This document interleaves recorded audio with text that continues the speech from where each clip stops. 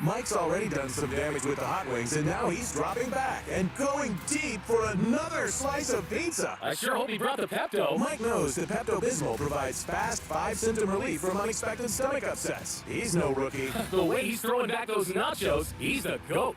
Be ready for game day with Pepto-Bismol. When you have nausea, heartburn, indigestion, upset stomach, diarrhea. Use as directed. Keep out of reach of children.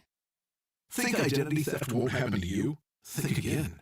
There's a new victim every 3 seconds in the U.S. Over 15 million this year alone. And many don't even know they're victims.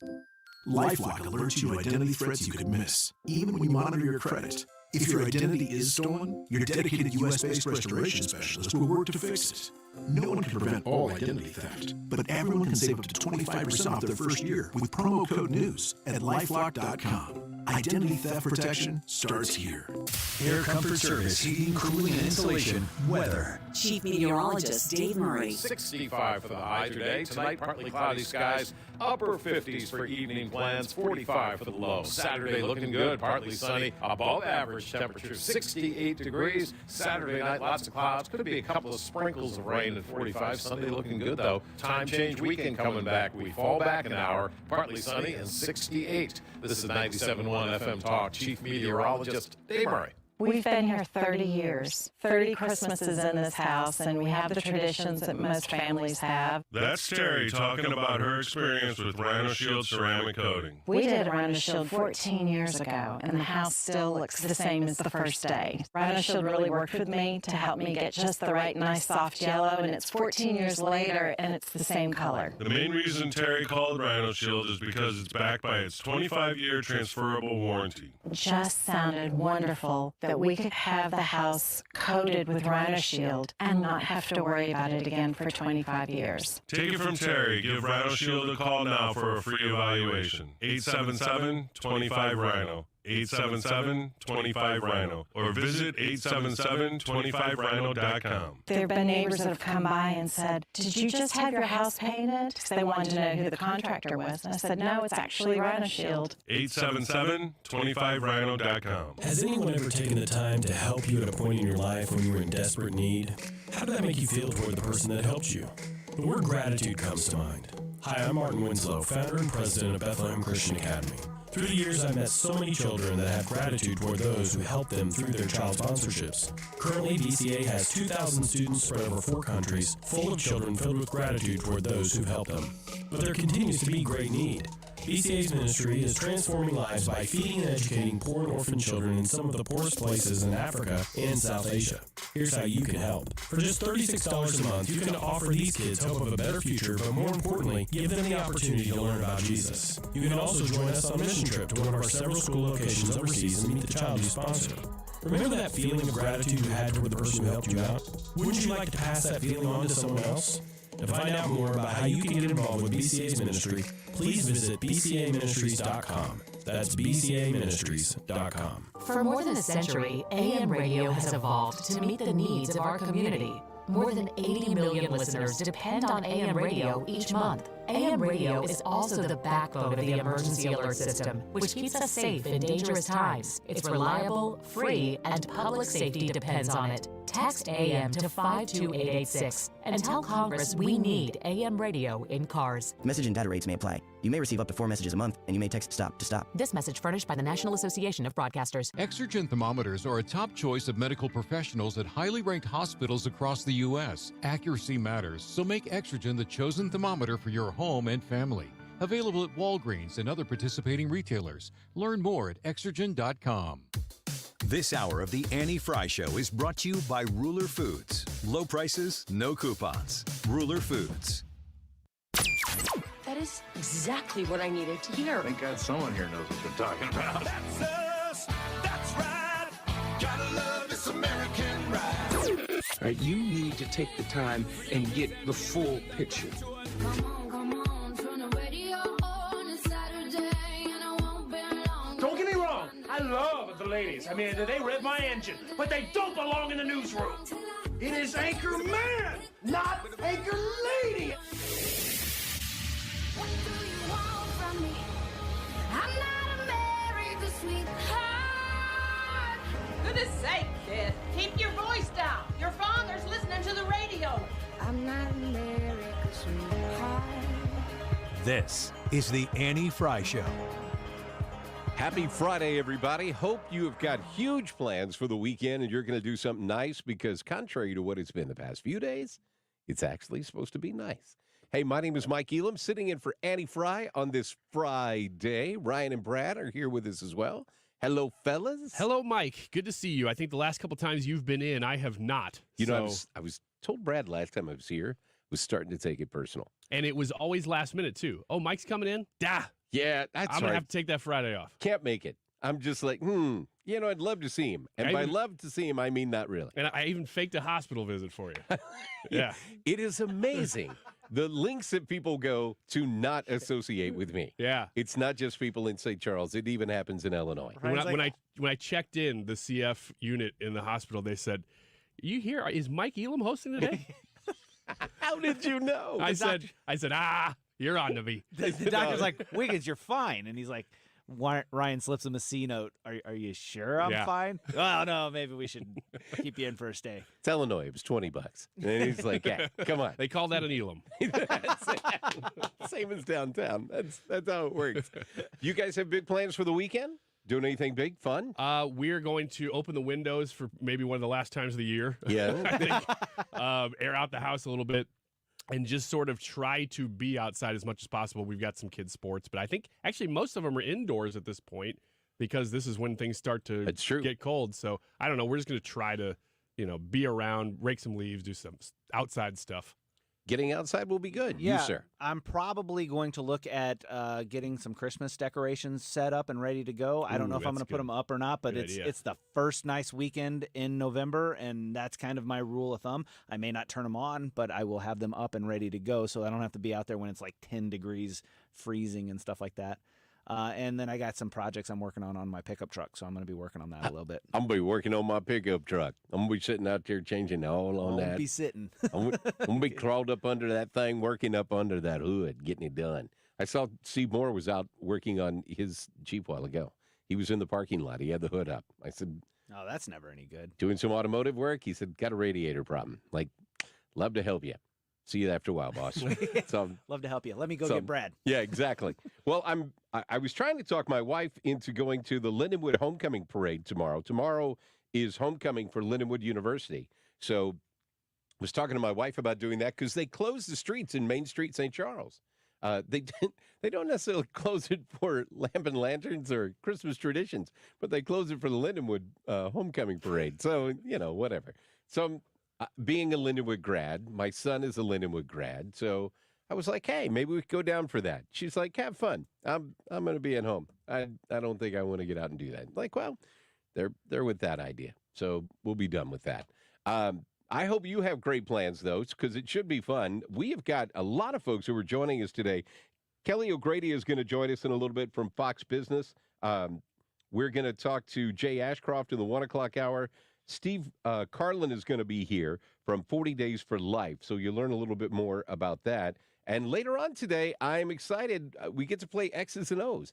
I haven't done that since Storm was here, and I was god-awful at it that day. That's I mean, right. That was the day where you're like, man, you suck at trivia. Yeah. I'm like, no, I'm actually normally not this bad. And they're like, yeah, the evidence says to the contrary. Well, Mike, in your defense, it is it's a crapshoot. You don't know what you're going to get. You got 9 squares, and I'll tell you this week, it is very much that way. There are some questions, and this is going to be a unique week at 2 o'clock today because we always play X's and O's at 2 o'clock, but this week, Brad is the expert. Usually we have Annie, Brad, maybe sometimes we had Hannah, we'll have Leah in here depending on the day, but today we have one expert, and it's Brad.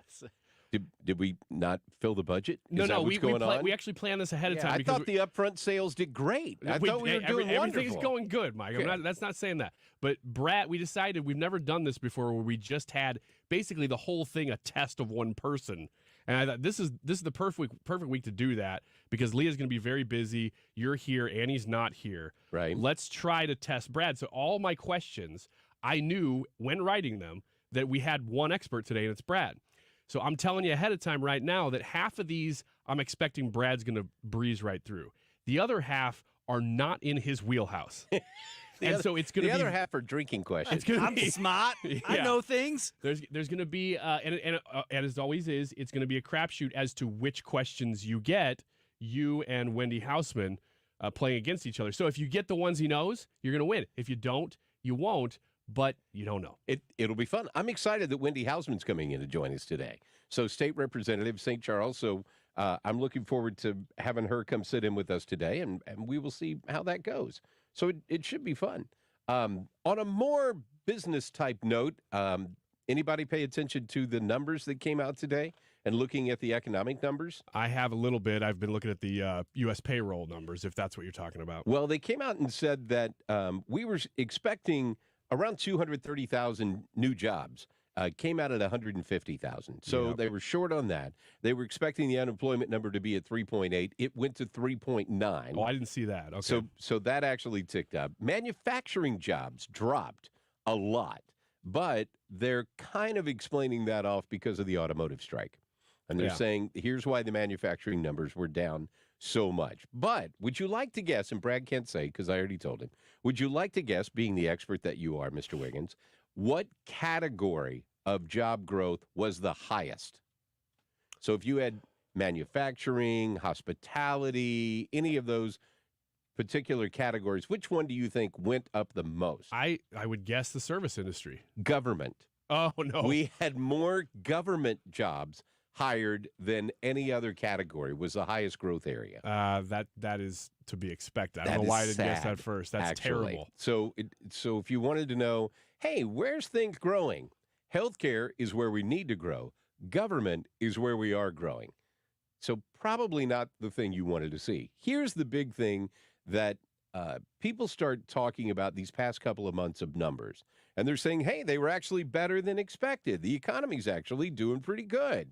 Guess what's happened every month now for the last couple of months? They revise the numbers from the month before. So if you look at the drop of numbers from August and September, they overreported job growth by 100,000 jobs. In each month? No. So 100. So they had about 50 in September, about 50 in August. They said the number was higher by about 50,000 jobs in each of the past 2 months, and they have revised them down. That's not the first time they've been doing that. It is not. You got to pay real close attention to watch them do this because they do it after the headline's gone. And there isn't anybody really writing about them doing this. But I remember this was maybe a year ago, maybe more at this point, that they were like, oh, COVID bounce. We're getting the COVID bounce. Everything's coming back. Right. And there was a particular month that I think it was like a May of 21. I may be wrong, but it's around then that they said, hey, this is great. 110,000 jobs added. That was more than they expected at the time. And they said, man, this is great. 110,000 jobs. Within 2 months, they revised that down by 100,000. As in back to 10,000 jobs, basically nothing. Yeah, there were no new jobs created. And by the way, most all of the jobs that have been created since Biden came into office is getting the jobs back that we had prior to COVID. Or government spending. Or government spending, right. This number that we're looking at today will inevitably be, because they keep doing this. You can see the track record of them doing it. 150,000 jobs is already less than expected. Right. Don't be surprised if that gets revised down to 100 or even less in the coming months. So it makes everybody wonder, with that kind of number and with the unemployment rate going up, what is the Fed going to do? And they're saying that, the Fed paused this month. They're saying they're probably going to pause again next month, and they're not going to raise rates. Who knows? It's a crapshoot. You never know what these guys are thinking and what parameters are looking at. But one of the things they were talking about is consumer spending keeps going. We still have the consumer who's out there spending money, even though their income seems to be dropping or at least holding steady. But if you're holding steady and inflation is making everything more expensive, then your dollar isn't going as far as it used to go, which means it's going to cost you more to keep the same standard of living that you've had. So one of the things that they pointed out this morning on Fox Business is a couple of years ago, consumers had $2 trillion in savings, $2 trillion plus that they had. that same consumer is $160 billion now.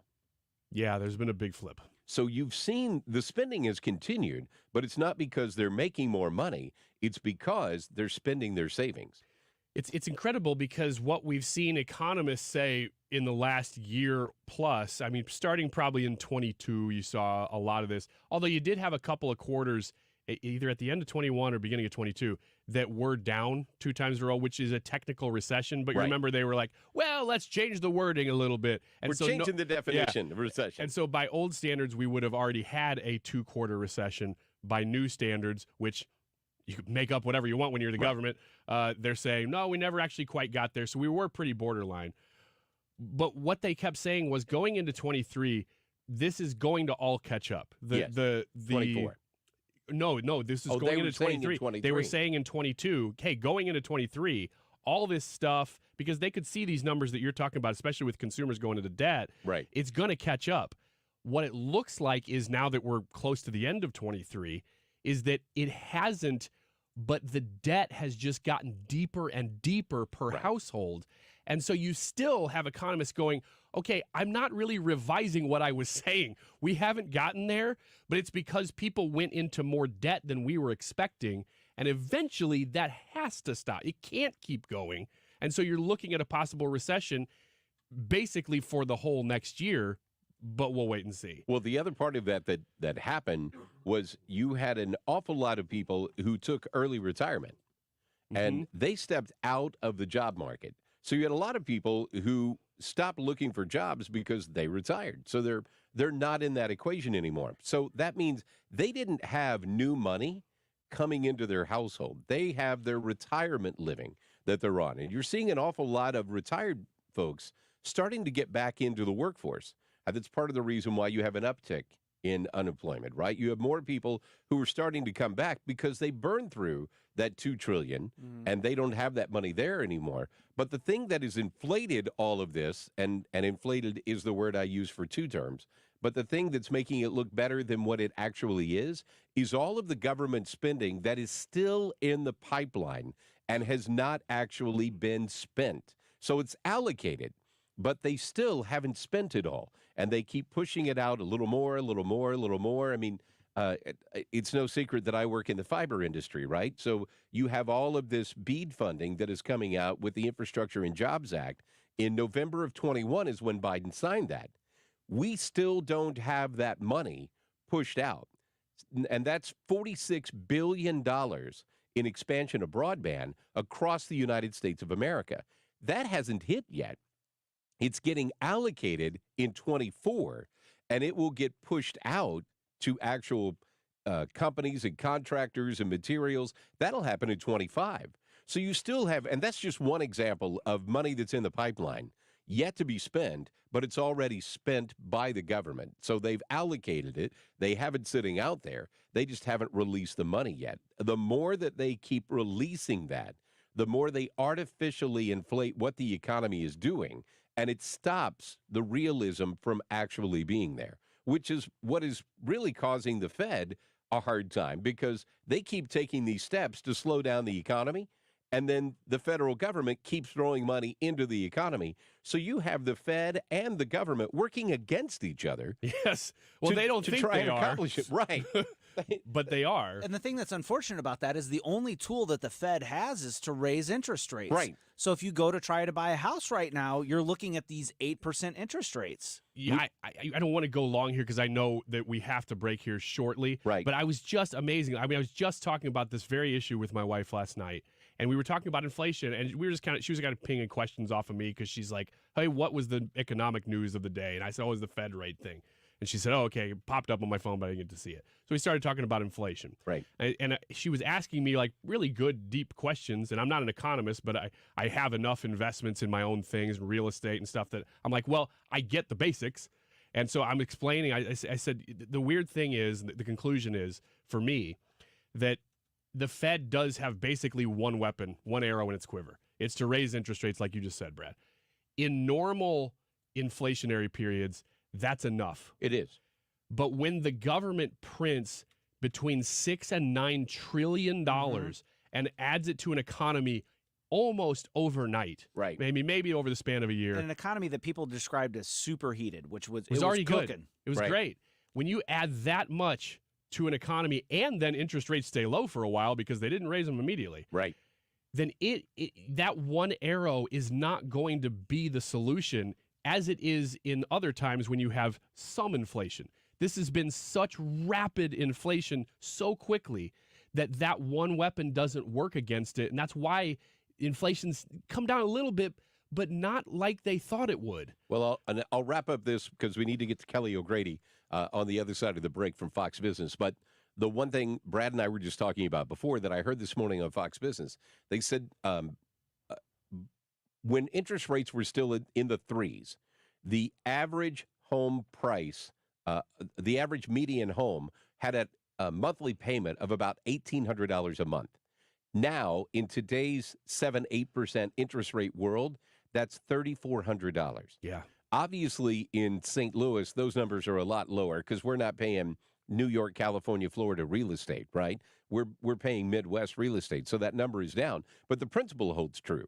And Brad was just talking about, hey, I got friends that have been trying to buy a house, and they're doing everything right. You know, they save the money. They're looking for a home. They can't find anything that they can afford that's going to fit their family. So it's not going to be a quick fix. It's something that we're going to have to work our way through. And quick fixes generally get you in trouble. I'm thinking of Sam Bankman-Fried, for one guy, who's paying a big price for that. And we're going to talk to Kelly O'Grady about that ruling that came down yesterday. Mike Elam sitting in for Annie Frey today on the Annie Frey Show today on this Friday. Thanks for listening to 97.1 FM Talk. But today she met me at the door. You're listening to the Annie Frey Show on St. Louis's home for conservative talk. Follow Annie on Twitter at Annie Frey Show. Packing all her things and she be gone by noon. Well, I'm gonna miss her. Here's the number to call Stewie to talk to him about the bagel loan. 314-324-4440. You can text it too because that's Stewie's cell phone number for the bagel loan, 314-324-4440. Stewie is a friend of mine, but he's become a friend of mine through our connection here on 97.1 and the Annie Frey Show. I am a customer of Stewie and Stewart's American Mortgage. When I went to do my refinance when rates continued to tick down, I was talking to you every day right here about how it's a really smart decision to secure a lower rate. Boy, am I glad that I listened to Stewie, and I hope that a few of you did as well, because my mortgage rate now is incredibly low. For those people out there who are getting a mortgage, at this point in time, you still want to get the lowest rate that is available to you. Stewie can help you do that, but he can also match you up with the bagel loan. And when you use the bagel loan, you pay nothing in closing costs that other lenders will charge you for. So call or text Stewie today, 314-324-4440. You can Google the bagel loan and MLS number 226715. You're listening to the Annie Frey Show live from the Air Comfort Service Heating, Cooling, and Insulation Studio. Air Comfort Service is celebrating 54 years of residential and commercial service, maintenance, and installation of heating and cooling systems. Get in your comfort zone. Visit aircomfortservice.com. Fox Across America has landed on St. Louis's home for conservative talk. Weeknights at 6. Hey, it's your radio buddy Jimmy Fallon here, and I am fired up, psyched to be here on 97.1. Jimmy Fallon. Every weeknight at 6. 97.1 FM Talk.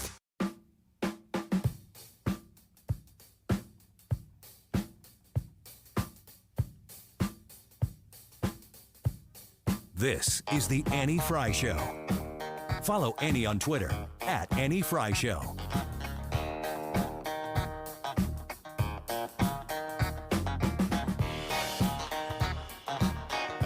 FTX founders. Very superstitious. Writings on the wall. Very superstitious. FTX founder Sam Bankman-Fried was found guilty on Thursday of defrauding customers of his now bankrupt cryptocurrency exchange. The verdict cements the 31-year-old former billionaire's fall from grace in one of the biggest financial frauds on record.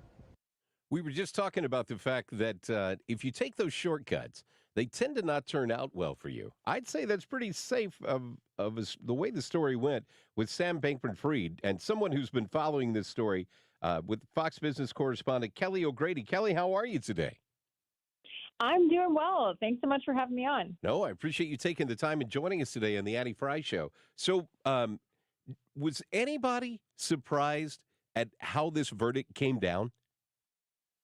So I don't think anyone was surprised that we had a guilty verdict. I think what was pretty shocking was how quickly it came down. The jury, I was standing outside the courtroom yesterday. They got the case at 3:15 p.m., and we had word that we had a verdict just after 7:30. So they took roughly 4 hours and change to deliberate. And just for some context, the jury that convicted Bernie Madoff, they took 4 days to deliberate and convict him. And he pled guilty at the beginning of it all.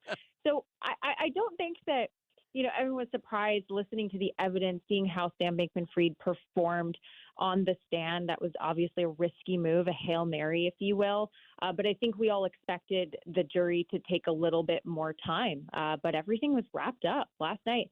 And just before I pause here, it was such a poetic moment because it marked 1 year, the 1 year anniversary to the article that came out that started the speculation something was wrong at FTX. That was a movie moment if I've ever seen one. Wow, that moves really fast. I've been watching your coverage of this, and I was watching you talk about the fact of what him being on the stand actually did to damage his case. Because I believe, if I heard you right, before he took the stand, the prosecution really hadn't done an amazing job of nailing him to the wall. But when he took the stand, they did an amazing job of nailing him to the wall. Is that pretty fair of how this went? I think so. I sat in that courtroom, and I have covered this story for essentially a year. It'll be a year next week. And happy anniversary, by the way. Thank you. Yeah. I was kind of shocked at how little incontrovertible evidence there was. I was expecting a screenshot or a recording where Sam Bankman-Fried says to his lieutenants, go do this. And it was just being very clear that he was the one that orchestrated that fraud, especially because the prosecution didn't offer a deal. So much of their case was built on witness testimony. And so you really had to believe that everyone was telling the truth when, admittedly, they are looking for leniency and less jail time in testifying. So that's kind of going into this. I could have seen a world where if he hadn't taken the stand, there would have been one juror, potentially. Right? You can never fully get into the mind of a jury, right. But I could have seen that. Then when he took the stand and the prosecution, which I was just so impressed with their assistant U.S. attorney, Daniel Sassoon, who questioned Sam Bankman-Fried just systematically, moment after moment. It was gotcha, Perry Mason-like, where he was made to be trapped or not able to answer questions. And this all really comes down to credibility. Who do you believe? Do you believe Sam Bankman-Fried is a credible person? And that just destroyed it for me, and I imagine for the jury. Well, it sounds like the people around him, they're trying to go after all the people around Donald Trump, and they're trying to get all those people to turn. And a lot of them don't seem to be turning, at least up until now, right? Stay tuned. The story's not over yet. But with Sam Bankman-Fried, it seems like everybody they talk to are like, oh, yeah, I'll bake him. What do you want me to say? Like, I'll tell the whole story and make this guy look horrible as long as I get off. That seems to be the way everybody in his inner circle has treated him to this point. And, I think the fact that their stories were the same going back to last November, before there was an indictment, before there were any plea deals, there was a really powerful moment where the prosecution played excerpts from a recording at Alameda Research, which was one of the companies that was involved in this, where his Sam Bankman-Fried's ex-girlfriend and the CEO of that company basically came clean with everyone. And so to hear her in her own words saying this and then also saying the same thing a year later on the stand, that showed credibility that, hey, she was saying the same thing way before. And again, when you have witnesses that have themselves pled guilty to fraud, knowing that they're probably going to do time, they're not throwing him under the bus with therefore not getting time. There's no promises there. I think for the jury, they're going, okay, well, clearly you've got 3 people, and then you have investors corroborating parts of their story. It was hard to deny, especially then when he took the stand, that these were credible witnesses. Well, we're talking with Kelly O'Grady from Fox Business, and I was listening to Brian Kilmeade on the way in, and he was talking about the fact of, I think we may have forgotten a little bit of who Sam Bankman-Fried is. And people don't understand, this guy has really never been challenged in his life. It seems like to this point, whatever he's kind of said, people have said, yeah, you're probably right. And they just kind of go with it. And this was the first time that anybody's ever really come back and held him accountable, maybe in his life.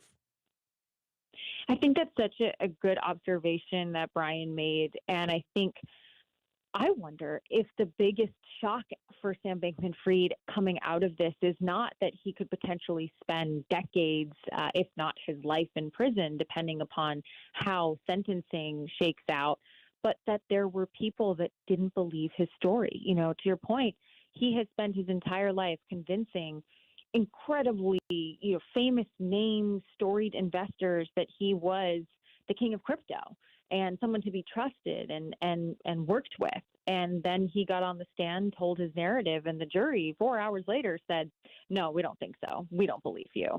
That's for someone, an entrepreneur, any entrepreneur, you have to have like 1,000% plus belief in yourself to do something.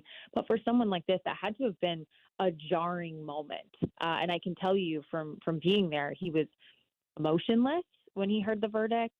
His parents were certainly completely distraught, but it was a moment. It's almost as if he didn't know how to react, was in shock. Well, I'm curious about the next phase of this story and what that's going to mean, because obviously you have the sentencing that's coming up. When will the sentencing actually happen? Is that next year, or will that happen correct. soon? So next year. So it's scheduled for March 28th, and there's a couple of different factors there.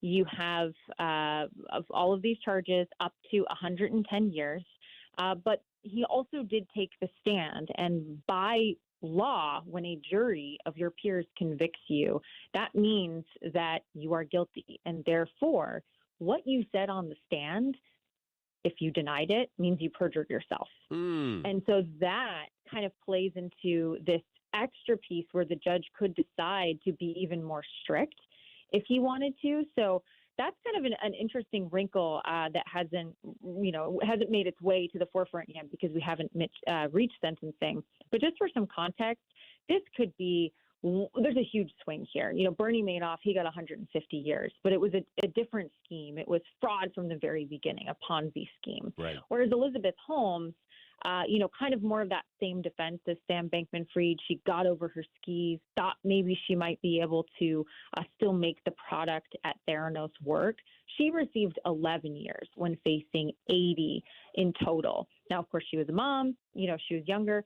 But Sam Bankman-Fried, he's 31 years old. The judge is going to consider, can he be rehabilitated? Do we want to put someone away for a financial fraud for 100 years?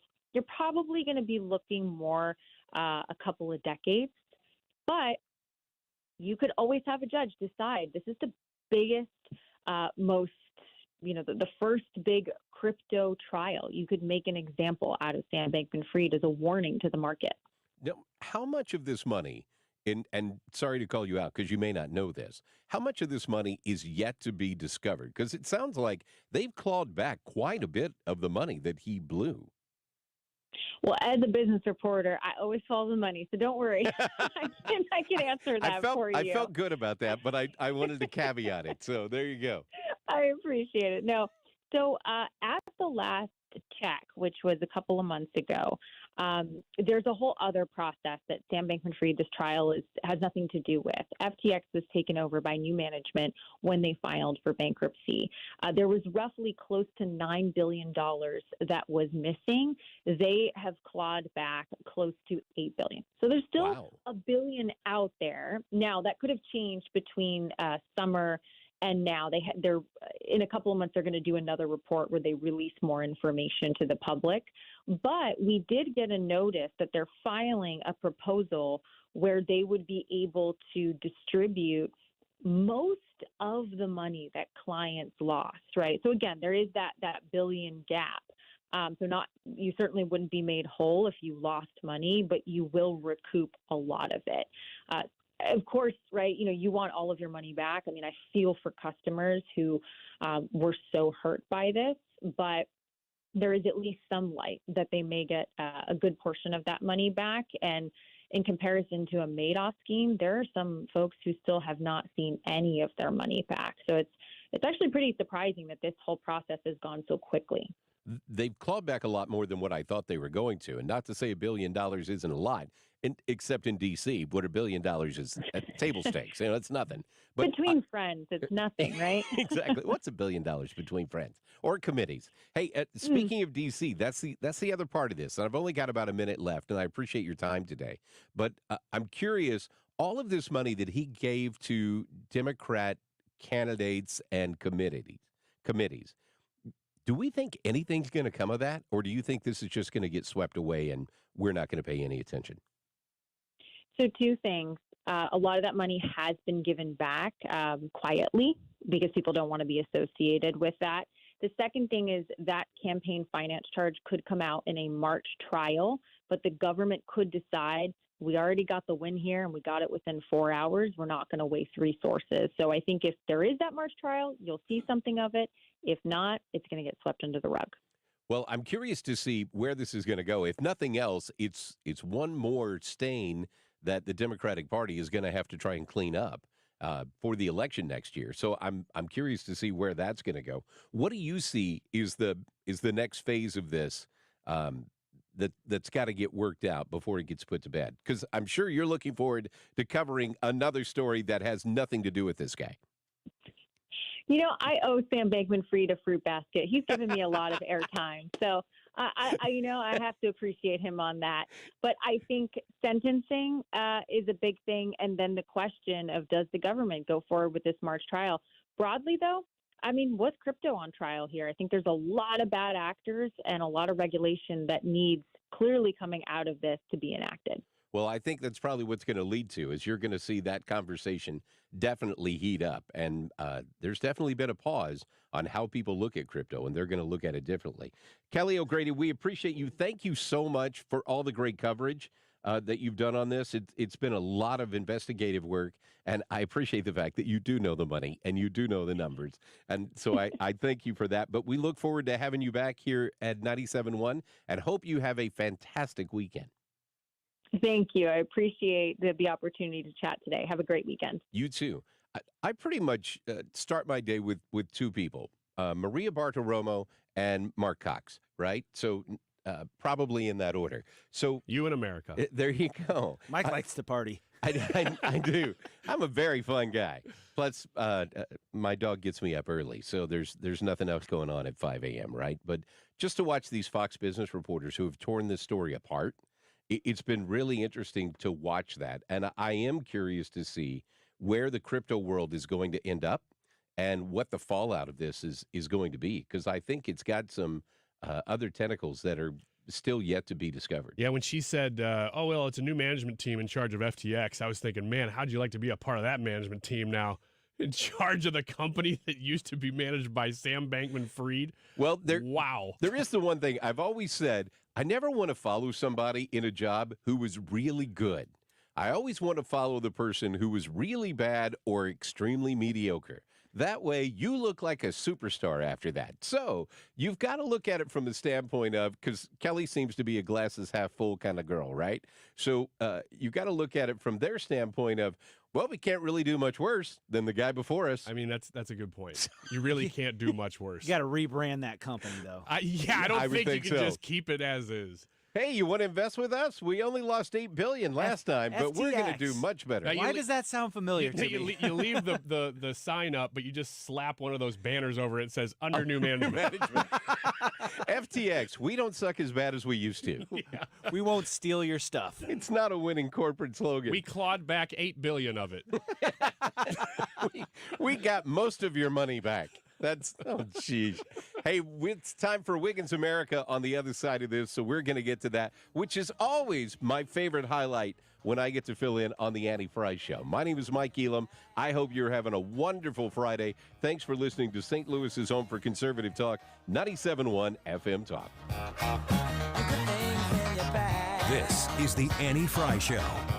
Find the podcast, on-demand audio, and more at 971talk.com/Annie.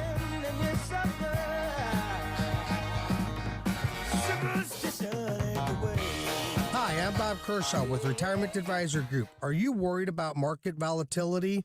Are you concerned your money won't last you through retirement? Hi, I'm Tammy Kershaw. As a family business, we are committed to protecting your retirement, whether you're nearing retirement or already retired. I have many female clients and widows that don't fully understand their investment choices. Would you like a retirement review and a second opinion on your current retirement plan? Are you aware of all the fees that you are currently paying, and would you like to learn how you can avoid those fees?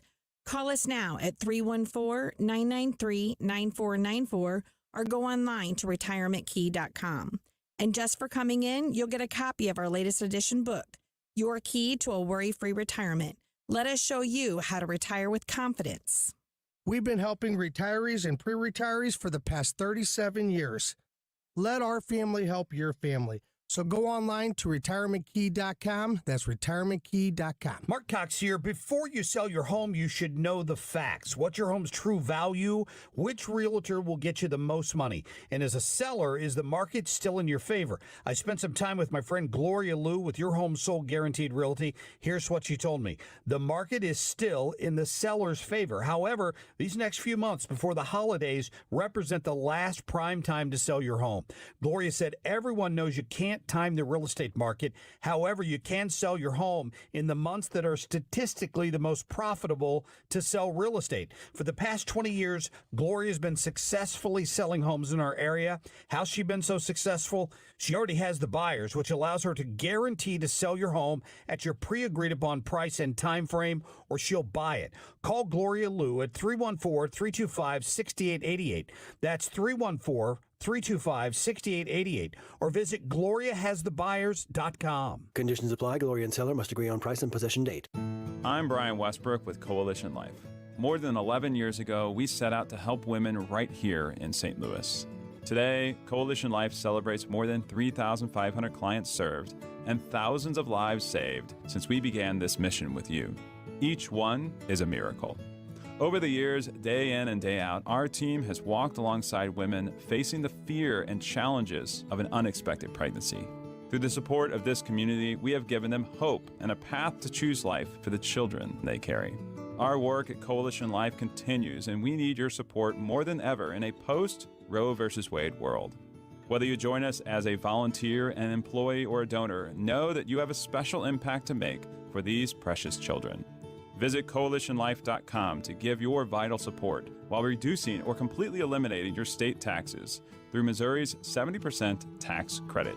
Learn more at coalitionlife.com, coalitionlife.com.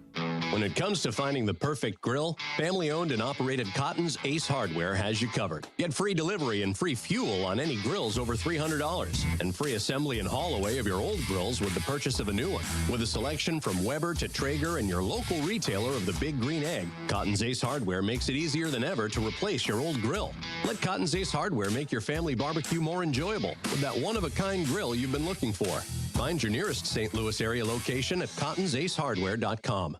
Hang with us a minute here. We're going to boot Wiggins America to a little bit later in the show, probably 1:45. We're going to do the be or not the be, so stick around later for that. We do have a couple guests coming up in the next couple segments. At 1:07, Jay Ashcroft, Missouri Secretary of State's going to be here. Steve Karlen, campaign director for 40 Days of Life, right after that. But in the next segment, the reason that we're going to delay Wiggins America, there's some breaking news on Israel. The leader of Hezbollah has come out and spoken. We're going to tell you all of that, break it down for you next here on the Annie Frey Show. It is 12:46. This time check is sponsored by Jerry Kelly Heating and Air Conditioning. It's time for a $98 furnace tune-up. You could be watching this right now. Tune into the Annie Frey Show live stream. YouTube, Facebook, Rumble, Twitter. You know what? Just type in Annie Frey Show live stream.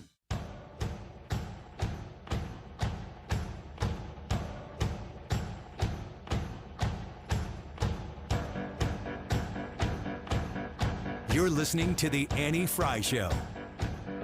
Interact with Annie on Facebook. The Annie Frey Show.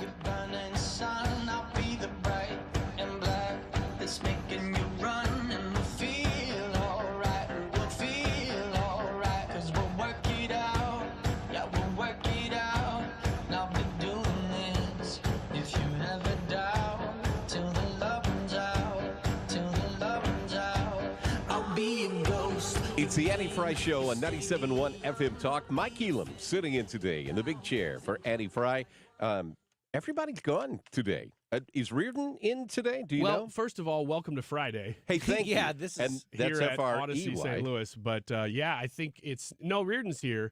I think it's Mark Cox and Annie that are out today. Yep. So Cox went pheasant hunting, by the way. So he won't be back till Tuesday. And then what is Annie hunting? Volleyballs? Trophies. Yeah. She's hunting trophies. And bucks. From what I hear, probably going to win them. Just saying. Not putting any pressure out there. Just saying, kid's talented. So anything's possible. So to go from good news to crazy news, you just got some breaking news from the leader of Hezbollah. Yeah, so if you were listening to Kilmeade throughout the morning, he had been talking about the leader of Hezbollah was scheduled to speak, and everybody was speculating on what that was going to be.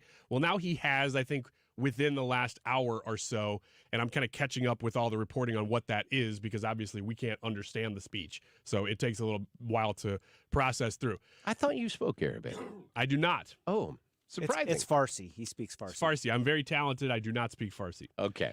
So just Latin. In this speech, they were concerned that he was going to, his name is Hassan Nasrallah, that he was going to basically declare that Hezbollah was now also at war with Israel, which in a sense isn't anything new, but it would have escalated. It would have basically added another border, another place where Israel would be fighting. Another front. Yes. So what he said was a little bit mixed. It wasn't quite that, which I guess is good. Yeah. But what he said was that his group had, quote, entered the battle. That sounds like, okay, we're at war now. Sounds like you're on. But the battle had already been taking place on that border with Lebanon, primarily. So it's not as if there had been no fighting there. There already had, but he said, well, that's going to continue. But we will not be limited to just this. But he stopped short of announcing that Hezbollah isn't fully engaging in the war. So just like a politician, you kind of have to read between the lines, see what they're saying. And it sounds like what he's saying is we're going to continue to escalate, but that we're not declaring war on Israel, which again is a mincing of words because they're always at war with Israel. Right. But I guess they didn't go all the way that they could have. They're not going to be as aggressive as what people feared that they could have been. And that was what they were waiting to hear about this speech. Yeah. It's really interesting, too, because this is, I mean, if Hezbollah, Hamas, all Iranian proxies. Yes. And they're valuable pieces to Iran. And Hamas is probably going to get wiped off the map. I mean, it's probably going to be removed. Well, in the sense that we would know. Yeah. You would hope. And the thing is I don't think that Iran would want to lose both Hamas and Hezbollah in the same war.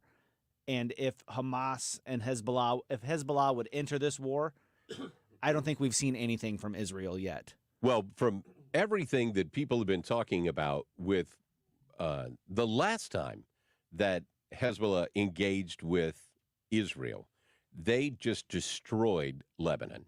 Mm-hmm. And they're saying now that if they jump into this, that they were basically just going to wipe Lebanon off the face of the earth. So you run into these weird arrangements. You have it with Hamas and Gaza, with the Palestinians. You have it with Hezbollah and Lebanon. They are not necessarily one and the same, right?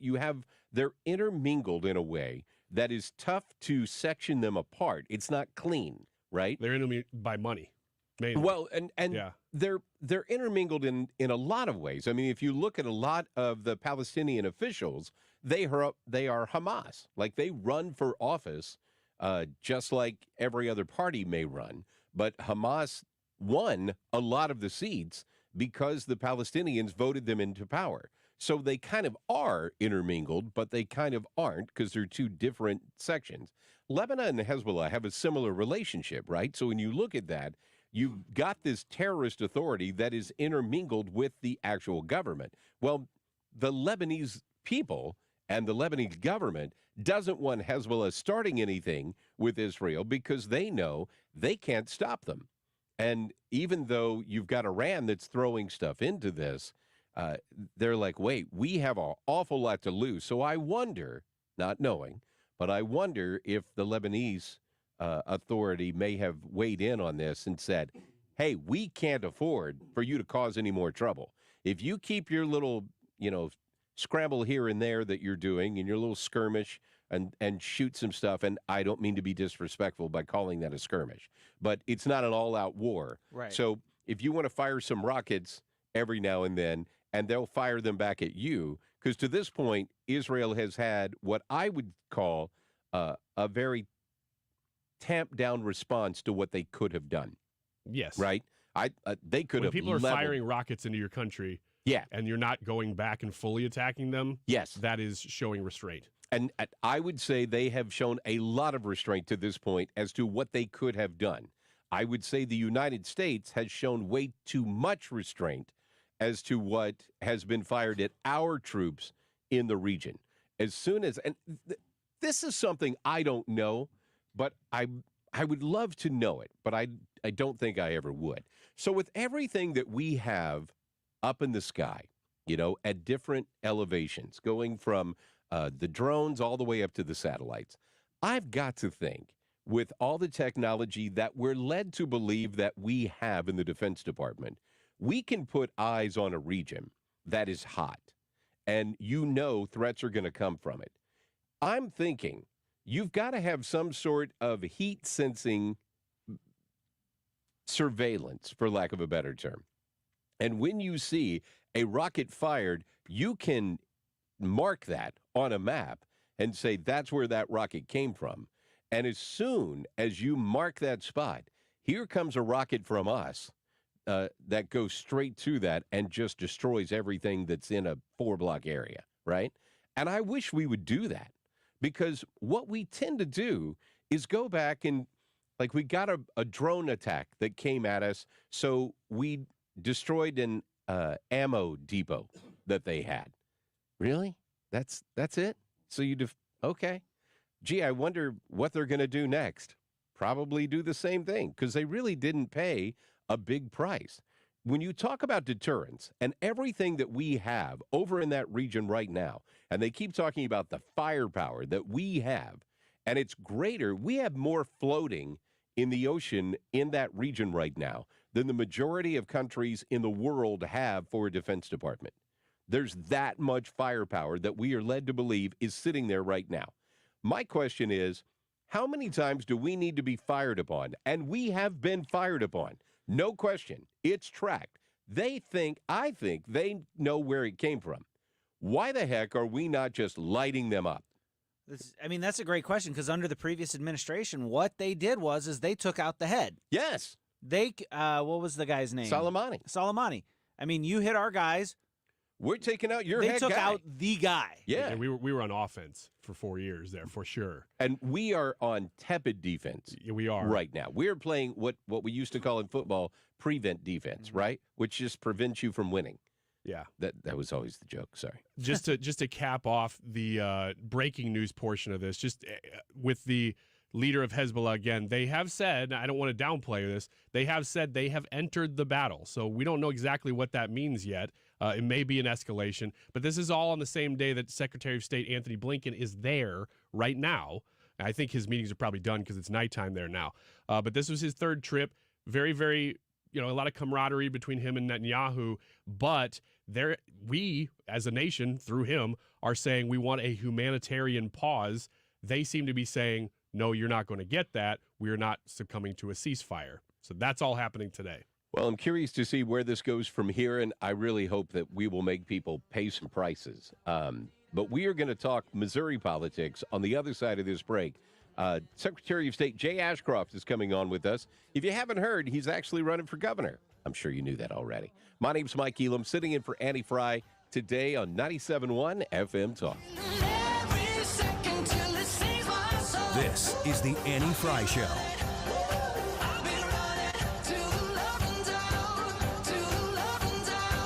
Come to the Enchanted Attic. We've got lots of gift ideas for you. Come to the Enchanted Attic, filled with sparkling jewelry, gemstones too. Scented candles, fragrant incense, treasure chests, they're the best fairies too.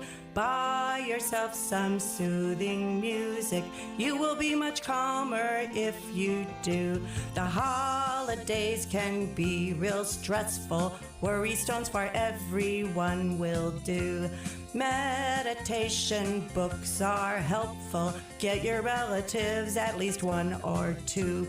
Crystal balls and tarot cards and dragons and Buddhas and feng shui too. Come to the Enchanted Attic, 636-949-9502 in historic St. Charles. How would you like to make no mortgage payments until next year? Are you tired of making minimum payments on high-interest credit cards? Is student loan repayment giving you the blues? Your home equity is at an all-time high. Use that equity to save hundreds every month. Call 314-567-GOLD now and give yourself a payment break. That's 314-567-GOLD. Or visit goldenoaklending.com. NMLS 114937. Are you tired of feeling sick and tired? I'm Dr. Nick Barnes of Health From Within Family Chiropractic. Our simple 5-step approach aligns your health naturally. We correct spinal abnormalities to maximize nerve supply, focus on pure and simple nutrition, exercise and oxygen, mindset, and minimizing toxins in your body. Transform your health today with Health From Within, conveniently located on Manchester in Rock Hill or online at healthfromwithinstl.com. The leaves are changing. Thanksgiving is just around the corner. And you know what that means? It's time to start making your list and checking it twice. Pro tip, if you're planning to propose this holiday season, it's time to design the perfect ring now. Every Diamonds Direct engagement ring is handcrafted to perfection, which takes time. So don't wait. Start designing your dream ring today. Our experts will make you feel at ease as they educate and guide you to create that one-of-a-kind ring you're envisioning. Our industry-leading warranties will give you total confidence. And as always, our nationwide price guarantee will ensure you get the very best value. Plus, Diamonds Direct has a gift even Santa can't beat. Buy any natural diamond at Diamonds Direct and get a 14-karat gold solitaire setting free. Beat the rush, shop in November, and make this holiday season one to remember. Diamonds Direct at Olive and 270, official partner of the St. Louis Blues and proud to call the Gateway City home. Diamonds Direct, your love, our passion. KFTK FM Florissant. From the Under Law Injury Lawyers, GetJim.com studio. 97.1 FM Talk. Always live on the free Odyssey app.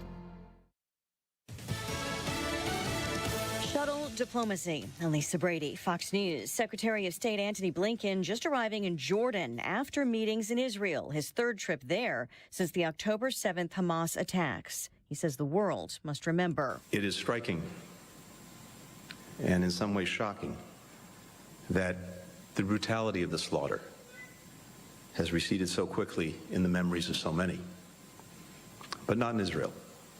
And not in America. Blinken emphasizing Israel's right to defense while also appealing for humanitarian pauses in the fighting.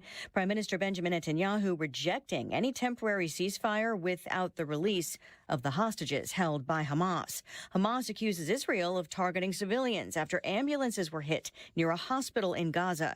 Israeli sources say the ambulances were being used by Hamas fighters. A defense source within the Israeli Defense Forces is saying what that ambulance was in fact a mobile unit being used by Hamas. He said it was filled with fighters. He used the word terrorist, but said they're using the ambulance as mobile units. And you talk about how much they play the PR game. Well, that's asymmetric warfare. They fight from the ambulance. Then if the counterfire comes back in, they can say, look, they're shooting at the ambulance. And that appears to be exactly what's playing out here. Fox's Mike Tobin in southern Israel. Along the northern border with Lebanon, Israeli forces clash with Iran-backed Hezbollah, whose leader today condemned the thousands of civilian deaths in Gaza and praised Hamas for its October attack on Israel. The White House says a large group of Americans are expected to leave the Gaza Strip today, and that 100 U.S. citizens and family members were among those allowed to cross into Egypt yesterday. The U.S. Supreme Court just agreeing to decide whether a Trump-era ban on bump stocks violates federal law. Those are attachments that allow semi-automatic weapons to fire more rapidly. America is listening to Fox News. It's game day at Jim's house, and the spread is impressive. Mike's already done some damage with the hot wings, and now he's dropping back and going deep for another slice of pizza. I sure hope he brought the Pepto. Mike knows the Pepto-Bismol provides fast 5-symptom relief from unexpected stomach upsets. He's no rookie. The way he's throwing back those nachos, he's the GOAT. Be ready for game day with Pepto-Bismol. When you have nausea, heartburn, indigestion, upset stomach, diarrhea. Use as directed. Keep out of reach of children. Think identity theft won't happen to you? Think again. There's a new victim every 3 seconds in the U.S., over 15 million this year alone, and many don't even know they're victims. LifeLock alerts you to identity threats you could miss, even when you monitor your credit. If your identity is stolen, your dedicated U.S.-based restoration specialist will work to fix it. No one can prevent all identity theft, but everyone can save up to 25% off their first year with promo code NEWS at LifeLock.com. Identity theft protection starts here. Air Comfort Service, heating, cooling, and insulation, weather. Chief Meteorologist Dave Murray. 65 for the high today. Tonight, partly cloudy skies. Upper 50s for evening plans. 45 for the low. Saturday looking good. Partly sunny. Above average temperature. 68 degrees. Saturday night, lots of clouds. Could be a couple of sprinkles of rain at 45. Sunday looking good, though. Time change weekend coming back. We fall back an hour. Partly sunny and 68. This is 97.1 FM Talk. Chief Meteorologist Dave Murray. 97.1 FM Talk. You're here. Not because of a label, but because conservative ideas actually work. St. Louis is home for conservative talk. This is 97.1 FM Talk. Rhino Shield is far superior to even the best traditional exterior house paint. Rhino Shield is 8 to 10 times thicker than paint and comes with a 25-year transferable warranty. Rhino Shield is the only ceramic coating company that has been chosen by Disney, This Old House, and 3 times on HGTV's Curb Appeal, where every episode is concentrated on unpainted brick, bonds and seals to stucco, wood, hardy, block, color lock, masonite, and more. No better product for those steel aluminum-sided homes that have become, chalky and tired looking. We coat sloped and flat roofs to extend their lives too. After 15 years, we've got a great reputation and a superior product. As long as it's affordable, why wouldn't you do it? Before you make the costly mistake of painting with traditional paint, you'd be best served to call Rhino Shield today. We are the experts and our evaluations are free. 877-25-RHINO or 877-25rhino.com. Tell them, ladies. Don't paint, don't Rhino, go Rhino Shield. Never paint your house again. Rhino Shield. The choice of a lawyer is an important decision and should not be based solely on advertisements. The people have spoken. I want to thank you, St. Louis, for voting Onder Law 2023's best St. Louis law firm. When you're injured, call Onder Law at 314 or 618-9000000. You've been listening to the very popular Wellness 101 for many years, Saturdays and Sundays on 97.1 FM Talk. We're happy to share that we've expanded the show to 4 times a week. Yes, 4 times every weekend. Saturday at 10 a.m., Saturday at 8 p.m., Sunday at 9 a.m., and Sunday at 2 p.m. It's the same great show designed to cut through the nonsense and provide you a common sense, science-based strategy for a healthy life. So join TJ and Aaron for Wellness 101. Now 4 times a week on 97.1 FM Talk. Refresh, restore, and protect your investment. Call Zero-Res to clean your business the right way so your floors and surfaces stay cleaner longer without the harmful chemicals the other guys use. Tell them Mark Reardon sent you. Call 314-474-2020 or book online anytime at ZeroResSTL.com. This hour of the Annie Frey Show is brought to you by Ruler Foods. Low prices, no coupons. Ruler Foods. That is exactly what I needed to hear. Thank God someone here knows what they're talking about. That's us. That's right. Gotta love this American ride. All right, you need to take the time and get the full picture. Come on, turn the radio on. It's Saturday and I won't ladies. I mean, they rev my engine, but they don't belong in the newsroom. It is Anchor Man, not Anchor Lady. What do you want from me? I'm not America's sweetheart. Goodness sake, kid. Keep your voice down. Your father's listening to the radio. I'm not America's sweetheart. This is the Annie Frey Show. Hey, happy Friday, everybody. Hope your Friday is going well. Hope you've got great plans for the weekend because we got a break in the weather here. And I think we're going to have to take advantage of it as much as you possibly can because it's going to turn to be winter again soon. What are the odds that it gets cold? Did you have a lot of trick-or-treaters at your house, by the way? We got rid of all our candy. Well, that's good. Yep. Did you give it out or did you just eat it We at home? gave it out. Okay. It's always a blessing to be able to just give it away. I was curious where you were going with I that. always get frustrated with people that bring it to work then. They're like, oh, I had all this left over at my house. It's like, give it to a kid. Don't bring it here. Why did you bring it here? Because it's a radio station, and I know if I throw any food out in the kitchen, somebody's going to eat it. My wife's a math teacher, so she looks at the candy and she calculates and she figures out about how much candy to buy and how many pieces each kid will get. And she gets it within a couple pieces every year. Does she really? Yes. Look at that. So, well, I was working on KMOX on Tuesday, so I wasn't around the house to hand it out, but we have kind of turned over our neighborhood to where we've gotten our kids have all kind of aged out, and now they're starting to replenish the neighborhood with the next generation of kids are coming along. So she started buying the full-size candy bars because we don't have that many kids who come anymore. And we still had candy bars left. But man. I felt so bad for the kids when it's freezing cold outside like this. I feel bad for the kids because they've got their outfit on and they're so excited about their Halloween costume.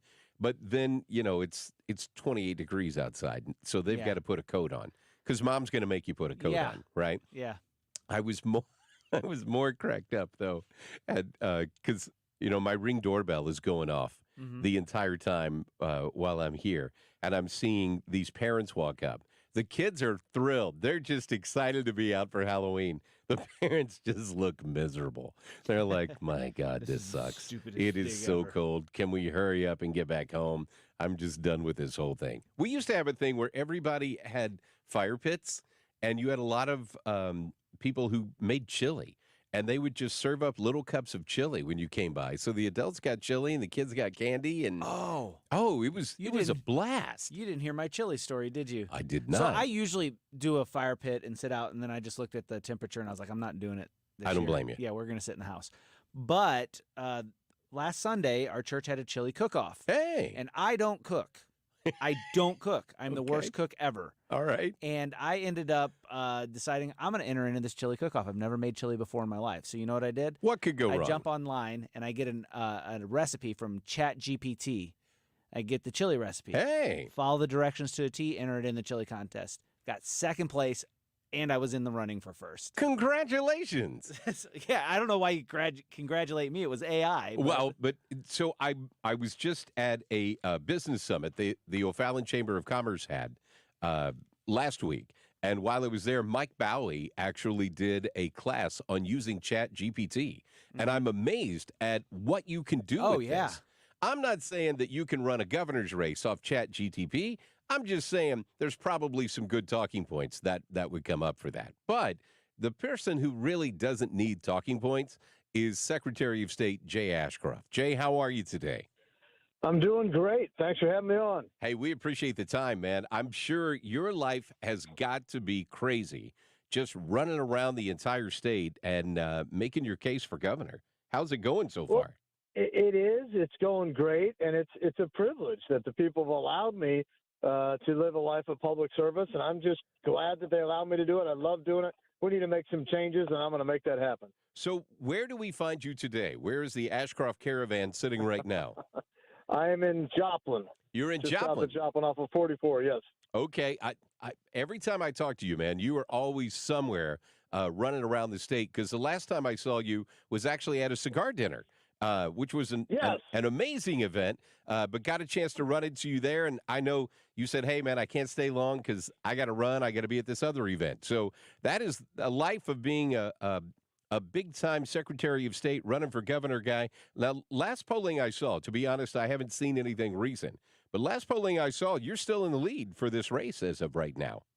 Yeah, the polls have had us up, 17, 20 points. It's great, but there's only one poll that matters, and that's the will of the people on Election Day. So I'm going to keep crisscrossing the state, talking about what we can do to lead Missouri in a better, brighter direction, and I'm encouraged. Well, it seems the people who are not excited about you are the abortion folks. They seem to want to make abortion legal in the state of Missouri again. Obviously, after the Roe decision came down, abortion is not legal in the state of Missouri anymore. And luckily, we are not having abortions done here. And you're trying to keep that in its current state to where we're not going to have abortions in the state of Missouri. But these pro-abortion people want to put language in that they think will confuse the voters and make them approve abortion again. Is that one way to look at this ballot issue? That is. Unfortunately, I took an oath, so I can't just stop the ballot initiative.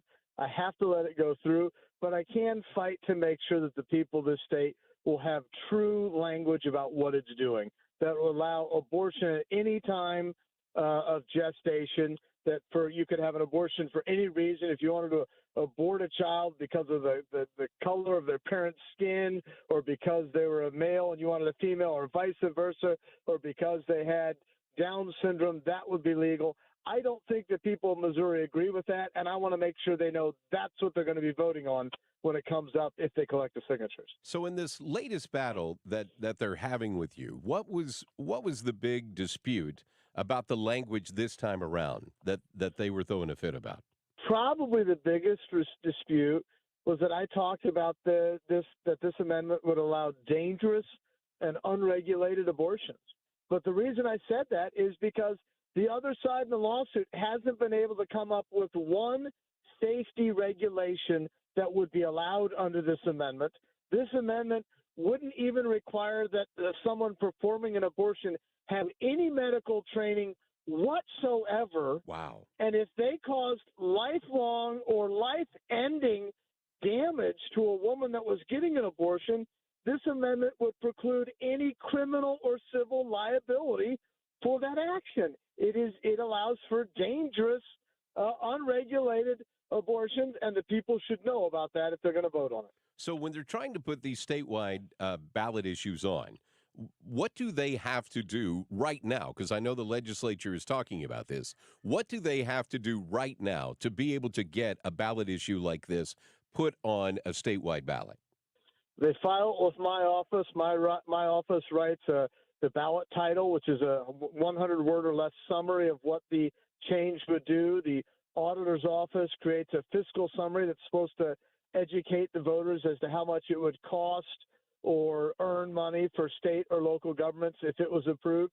Then they go and collect signatures. They have to collect signatures in 6 of the 8 congressional districts of the state.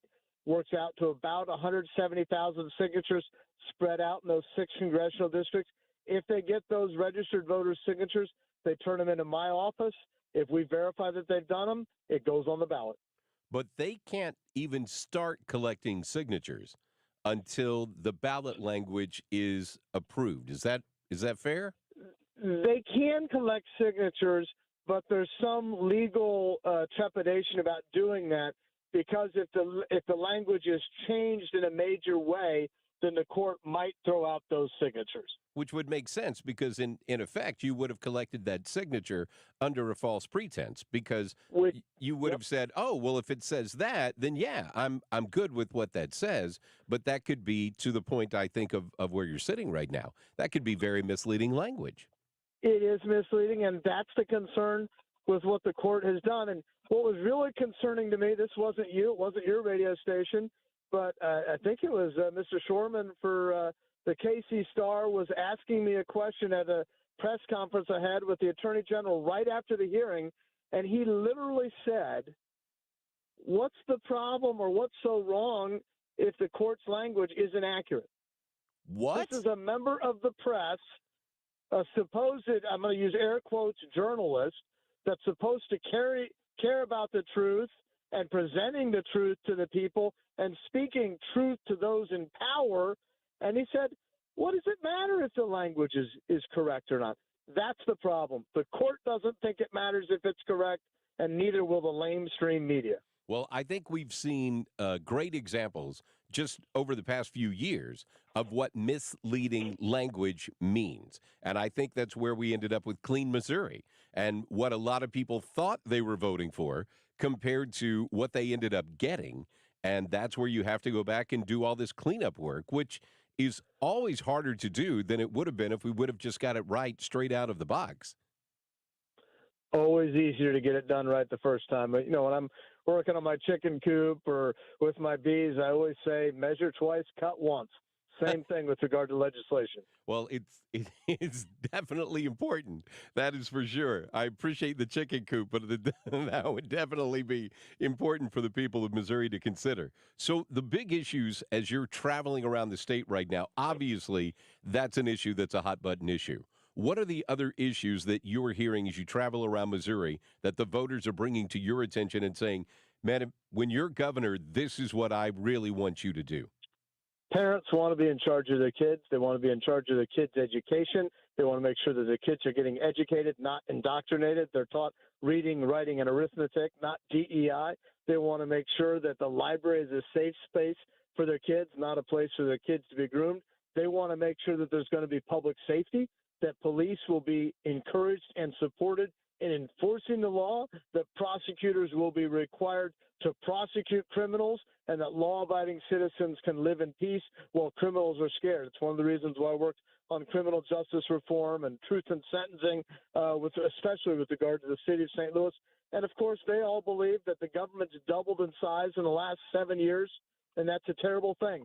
There's not a person in this state that raises their hand and says, I can buy twice as much now as I could 7 years ago. It's time that the people don't go on a diet. It's time the government is put on a diet. Well, we were just talking about the economic numbers that came out this morning, and the number one sector that saw the largest growth over the last month is government. We've created more government jobs than we have any other job sector over the last month. And then they went back and they revised the numbers down in terms of the number of jobs that have been created across the board. And if you add up the August revisions and the September revisions, that's 100,000 jobs less that were actually created compared to what they said were created. So I think we're getting to that point where the economy is really starting to take a turn, and we're going to have some strong economic plans to be able to combat this as we go into the next few years.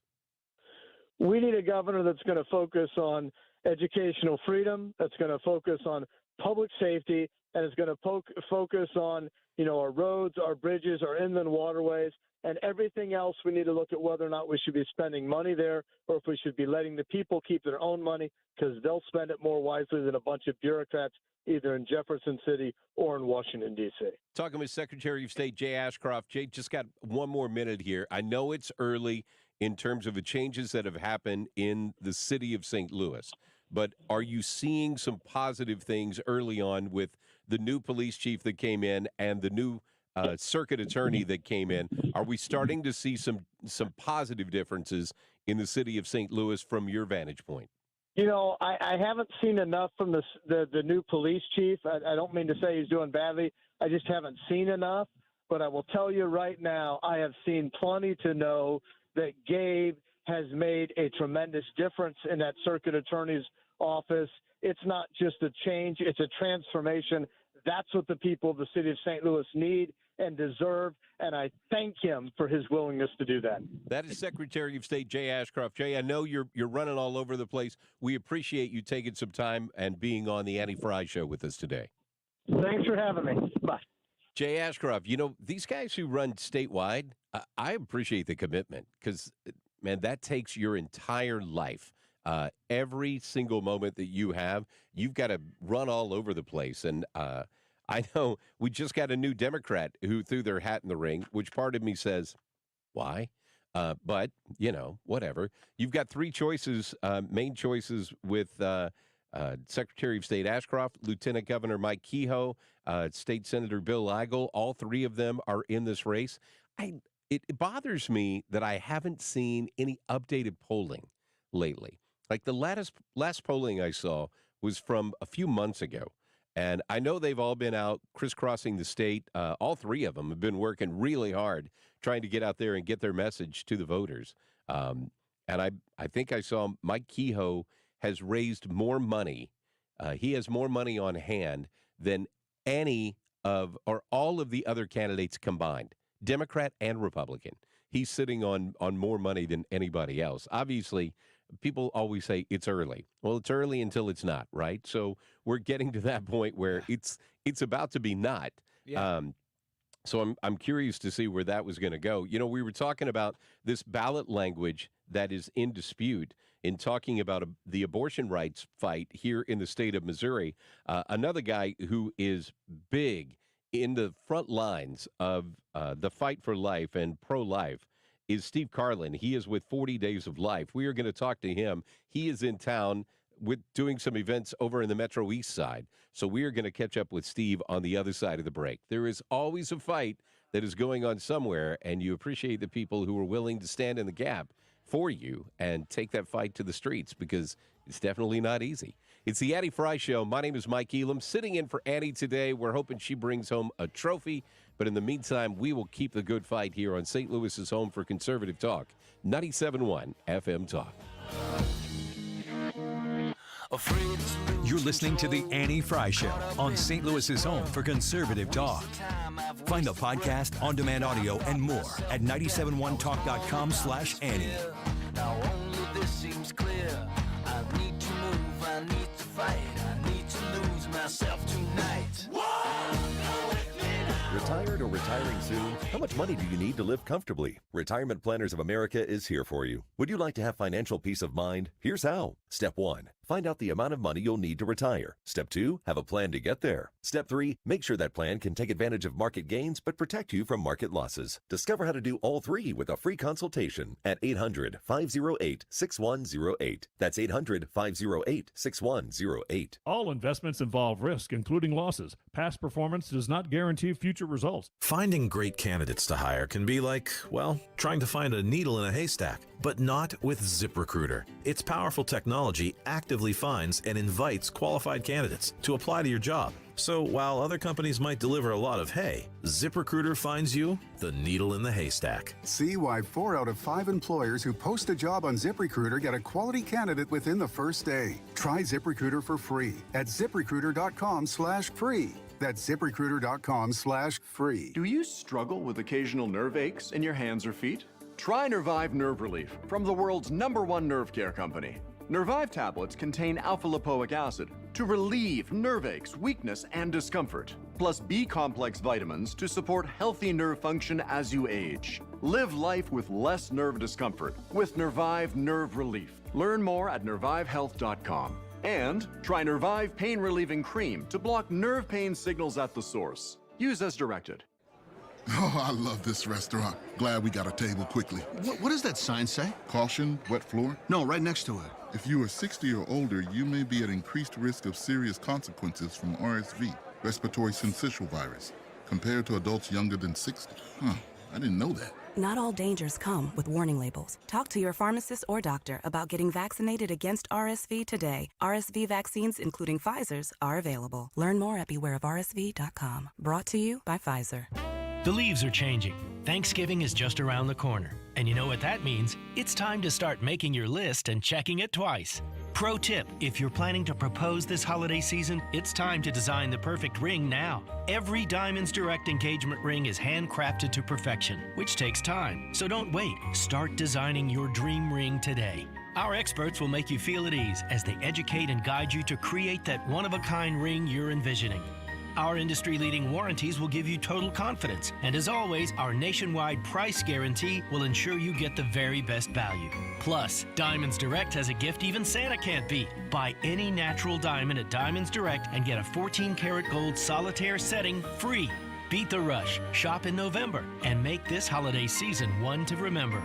Diamonds Direct at Olive and 270, official partner of the St. Louis Blues and proud to call the Gateway City home.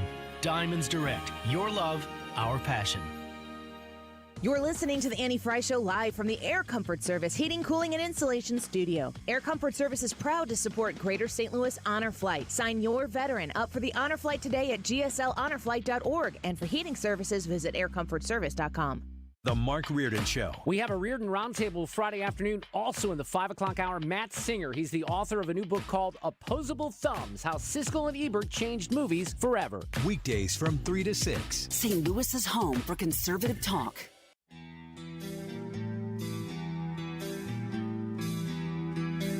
This is the Annie Frey Show. Follow Annie on Instagram at The Annie Frey Show. It's the Annie Frey Show on this Friday. Hope you are having a wonderful Friday. My name is Mike Elam, sitting in for Annie today. You know, we were just talking with Jay Ashcroft about the ballot language fight that's going on because the pro-choice folks are really trying to get this back on the ballot because in the state of Missouri, you can't get abortions anymore. However, in the state of Illinois, you were seeing the exact opposite, and you were seeing more of, for lack of a better term, an explosion of abortions that are happening on that side of the river. Not sure if this is one of your key issues, but it's definitely an issue that a lot of people are talking about today. So you need people who are willing to get informed, help you get informed, so you understand more about what's going on. We've got the opportunity to talk with now Steve Karlen. He's the campaign director of 40 Days for Life. Steve, how are you? Wonderful, Mike. How are you today? I'm good, man. It's a beautiful day in St. Louis. The sun is shining, and the temperature is not freezing. So I love that. I'm not a freezing kind of guy, Steve. Nor am I, though. I come from Madison, Wisconsin, so you wouldn't know it. But it's great to be with you today, and thanks for covering this issue. It's so critical right now, more than ever in this last year plus since we saw Roe v. Wade overturned by the Supreme Court finally.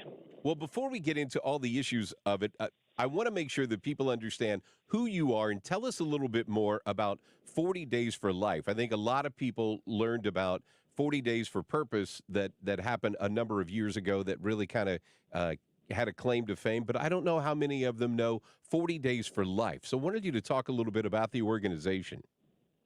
Sure. Yeah, 40 Days for Life is a simple mission. It is an internationally coordinated 40-day campaign that aims to end abortion really through three components: prayer and fasting, community outreach, and peaceful vigil in front of the facilities where abortions are performed and where they're bought and sold. And through this presence, we have seen we're coming up on another milestone of 24,000 babies saved from abortion that we know of, just through the prayers and presence of people standing out on the street in the public right-of-way in front of these abortion businesses. So talk a little bit about that. Like, how does the process work for the folks who are involved in the campaign? Sure. So, folks, it's all really grassroots-based. Folks in local communities say, hey, we want to bring this track record of success to our community. And so they can apply to lead a campaign either in the spring, in the fall, which is going on right now, or again in the spring. Some communities will do both the spring and the fall. And then we provide them with training. We provide them with resources. We provide them with mentoring, with all sorts of different tools, templates, and resources that they need to be able to really mobilize their communities and have that constant, peaceful, law-abiding presence in front of their local abortion facilities. So all really driven by the heroes at the local level, and our headquarters team exists to provide them with the support that they need so they don't have to reinvent the wheel, so to speak. Hey, Steve, this is Ryan Wiggins. I wanted to ask a quick question. When you mentioned the number of lives saved, I'm looking at your website right now. It says that 23,000 plus lives have been saved since 2007. And the number that really caught my attention, just because it's so recent, is it says that 243 lives have been saved since the end of September 27th. My question for you is, how do you count that? How do you come up with, we've saved 243 lives in a little over a month? The moms themselves tell us. That's a beautiful thing. Sometimes it's a gesture, the thumbs up. They point to their abdomen and give us a thumbs up. In other cases, they're more extended conversations. There are relationships that are developed, but these are cases, just the confirmed ones. So when we talk about those lives saved, we like to specify that number is the number of lives saved that we know of. We believe the real number is probably actually much, much higher. There are former abortion workers like Abby Johnson, who many people may be familiar with, former Planned Parenthood Employee of the Year, who reported that according to Planned Parenthood's own internal data, when there is somebody out witnessing and praying in front of an abortion business, the no-show rate for those abortion facilities can go up to as high as 75%. So it's probably much higher, but those 243 were actually, we got to update the website, learned of number 250 just a few minutes ago. Those are just the ones where somebody has told us, like, hey, I was looking for a sign, I was praying for a sign, you were my sign, and confirmed that they have decided against the abortion that they were initially planning on having. Steve Karlen, who's the campaign director of 40 Days for Life, is on with us. Steve, what brought you to Metro East? What's got you into our region today? Well, you mentioned a little bit at the top of the segment that, Missouri is largely abortion-free. Illinois is looking to pick up that slack, so to speak. And we've seen the number of abortions in the state of Illinois since 2018 go up by 22%. It's the highest increase in the nation. And Illinois is actively preying upon neighboring states like Missouri, had been doing so for Wisconsin, Indiana for sure. And so we recognize that while Roe v. Wade has restored the rights of states to protect unborn children from abortion, that the battle isn't over. And in fact, in some places, it's more difficult and more challenging than ever before. So we've got a number of campaigns here in this area, including Fairview Heights, including Granite City, and I'll be on my way home tomorrow. I'll be stopping in Springfield, Illinois, and just the opportunity to get out and rally the troops. Because any given hour that somebody is out participating in one of these vigils, probably nothing all that interesting happens, but it's the combined efforts of people hour after hour during the course of these 40 days where we see so many beautiful stories. Those numbers that we've referenced, each one of those numbers represents a baby, a mother, a father, a family that's spared from lifetime trauma. And so I like to get out on the road and share that with folks because it encourages them and it helps them keep going and it helps them stay involved. Even as we hit day 40 this weekend, folks continue to go out and participate. They learn to do sidewalk outreach. They get involved in the political and legislative process. They serve in their pregnancy help centers. So this vigil that we do is 40 days long, but it's really a springboard to communities really taking the next great step, and we want to help accelerate those efforts. Hey, Steve, this is Brad Range. I just had a quick question here. You use the term vigil, and I've been a part of this, but, I think a lot of people, whenever they think of people being outside of abortion clinics, they get this idea of, like, big signs and people yelling and screaming, and I was just wondering if you could kind of describe what a 40 Days for Life vigil actually looks like. So absolutely speaking, we don't do any screaming. There's no confrontation. There's nothing like that. If you drive by a 40 Days for Life vigil, what you're probably going to see is 2 or 3 or 4 people out praying, maybe holding a sign that says pray to end abortion, maybe holding a sign that says we will help you or ask me about a free ultrasound, signs that offer help and are encouraging. We found that the positive approach, first of all, is more Christ-like, and second of all, it's also more effective. The women, if we take an angry approach, they want to get away from us as quickly as possible into the arms of the abortion industry, which they perceive as safe. But what we can really do through our Christ-like demeanor is show them that actually, in fact, we're the safe people. We can provide you with the help that you need to get through this pregnancy. There's new research out that shows that a strong majority of women who have abortions say that those abortions are not consistent with their values, not consistent with what they want. A large percentage of those women say that they are coerced in the abortions. And so we're looking to kind of steal a term. We're looking to be the safe space for them. That's what people will see if they pass by a 40 Days for Life vigil. So, Steve, are you seeing that states like Illinois are marketing abortions, if you will, to those surrounding states like a Missouri who has put a lot more restrictions on it? Are you seeing that you're seeing more outreach for those pro-abortion states as opposed to those who are more pro-life states? Is that what's driving the increase?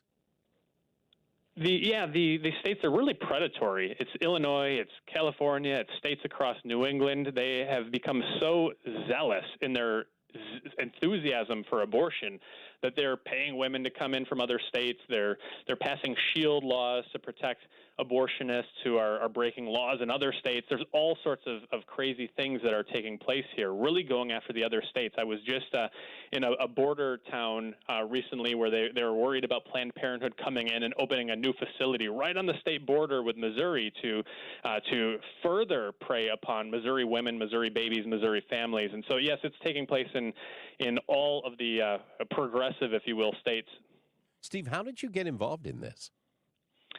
I got involved as a local volunteer campaign leader, one of those grassroots guys who stepped up. And really what was taking place was my alma mater, the University of Wisconsin, the hospital there was looking to open up a late-term abortion facility right in the heart of our college campus. And by virtue of being the 40 Days for Life guy, I kind of ended up leading the grassroots response to that. And thanks to the grace of God, it took us a year and a half, but we were able to prevent that university from ever opening up that late-term abortion facility without ever having done a single abortion. So that's how I got involved. So if our listeners want to get involved in the 40 Days for Life campaign, how can they do that? What's the best way for them to get involved with you? Check out our website, 40daysforlife.com. You can see the little location tab and type in the city that's closest to you, and it'll bring up all of the close vigils that are nearby. And I'd encourage you to check that out. You can create an account and sign up for hours, or you can reach out to your local 40 Days for Life campaign team for additional information about what's taking place in your respective community. So you're kind of making it all around the area here with Granite City and Fairview Heights, and it looks like you're going up to Springfield tomorrow. Is that right? Yes, looking forward to it. They're a community that does what we call 40 Days for Life 365. So even though Monday is day 41, they'll continue to be out there. And I know, of course, as we mentioned before, all of these communities, they don't just stop on day 40. They continue to stay active in some way. So I'm just glad to see the wonderful people. I come down to Illinois to do pro-life work, and some of my friends back home said, "There's pro-lifers in Illinois." Well, there are even in Chicago, but there's pro-lifers everywhere, and they're somewhat of a silent majority, but they're becoming a little less silent and making their impact felt through all of those different families that have been touched by their work, and the ripple effects are just tremendous. That is Steve Karlen. He is the campaign director of 40 Days for Life. Steve, we appreciate you standing in the gap. Thanks for fighting the good fight, and we appreciate you making some time on this Friday. Hope your travels are safe as you head back home.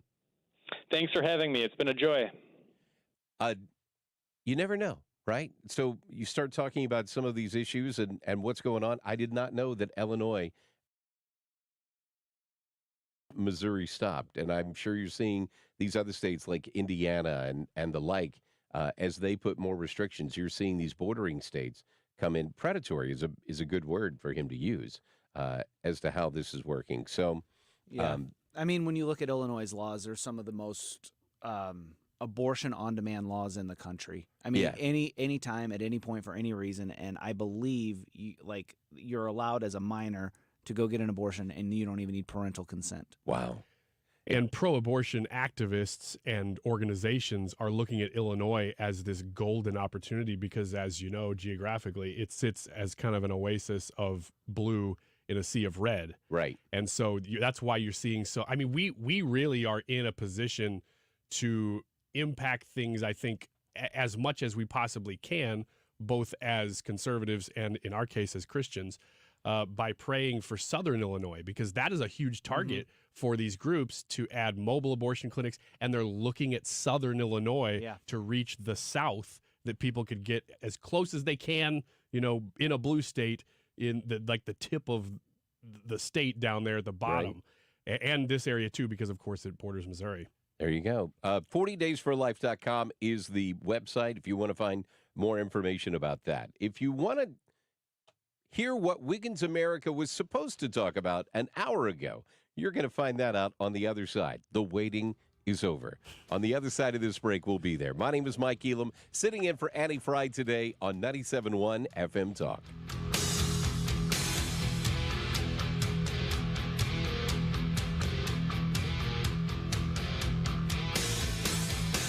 This is the Annie Frey Show.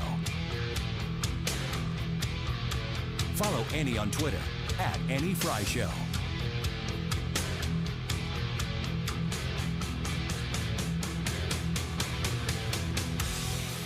Well, I'm going to tell you, this time of year is when people start to feel the sniffles coming on. You get sicknesses that seem to travel around a lot quicker than they did in the summer, probably because we're inside so much more. And so your sleep is very, very important, because if you're not getting good sleep, then you're probably not going to heal from those things quite as fast. Talk to my friend, Dr. Ty Parker, Fountains Family Dentistry. This is an angle that I've talked about with Fountains Family Dentistry many, many times. And so you've probably heard me talking about it, but maybe you've been on the bubble. You've never really done anything about it. But this is the time. Any time is the time, but now is always the time. If you haven't done this yet, if you have sleep apnea or even suspect that you might have sleep apnea, Dr. Ty Parker, Fountains Family Dentistry, they have the solution that is medicine-free. That's why they call it sleep medicine, simply because you have a retainer that is fitted to your mouth that you wear while you sleep, and it may sound like, oh, that's uncomfortable. It's not. You don't even notice that it's there. I've been wearing it for over a decade, and man, do I get great sleep. We joke about it on the show, but I really do. I get great sleep, and it helps me to heal better. It helps me to stay sharp during the day. You know, if you're feeling that brain fog, this could be the reason. Check them out. Visit them online, fountainsfamilydentistry.com. Are you nearing retirement or already retired and wondering how long your money will last? Are you also sick of worrying about losing your life savings in the next market crash? I'm Thomas Helbig with the Retirement Advisory Group. Hi, I'm Bob Kershaw. As a family business, we are committed to protecting your retirement, whether you're nearing retirement or already retired. Let us build your own personalized structured income plan, which will show you how much income you can receive in retirement, but more importantly, it will show you how long your money will last. Stop wondering if you have enough to retire comfortably. Call us now at 314-993-9494 for a no-cost, no-obligation retirement review. We'll teach you the strategies you won't hear from your broker or banker. And just for coming in, you'll get a copy of our latest edition book, Your Key to a Worry-Free Retirement. We've been helping our clients retire with confidence for the past 37 years. Let us help you. So go online at retirementkey.com. That's retirementkey.com. Need a break from the sound bites and the talking heads? Do you want information you can actually use? Information that'll change your life for the better? Then listen to the Del Walmsley Radio Show. Listen to the Del Walmsley Radio Show this Saturday afternoon from 1 to 2 p.m. on 97.1 FM Talk. Hi, it's Scott and Andrea at Best Buy Flooring, sounding the alarm for all contractors. Holidays are around the corner, and we have in-stock flooring for all of your projects. Contractor pricing for carpet, luxury vinyl plank, luxury vinyl tile, carpet tile, ceramic tile, and sheet vinyl. 2 locations to serve you, 7301 North Lindbergh Boulevard in Hazelwood, Missouri, and 1851 West U.S. Highway 50 in O'Fallon, Illinois. Open 7 days a week. Best flooring, best selection, Best Buy. Best Buy Flooring. Hurry in.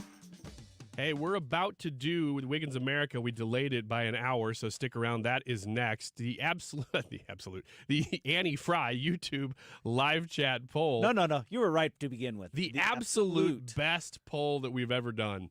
Maybe. Although it's not really timeless. You know, this is very, very specific to a day like today. Is it too soon for Christmas music? As of November 3rd. We're really asking that as of right now. Is it too soon? Can we Christmas music now? Can we now? Yes or no. That's your only options. You can't say maybe on this one. Yes or no. Let us know. We will probably talk about that a little later in the show. We're going to do the be or not the be next. It is 1:44. This time check is sponsored by Jerry Kelly Heating and Air Conditioning. It's time for a $98 furnace tune-up. Not just right and left, right and wrong. We're discussing it every day on St. Louis's home for conservative talk.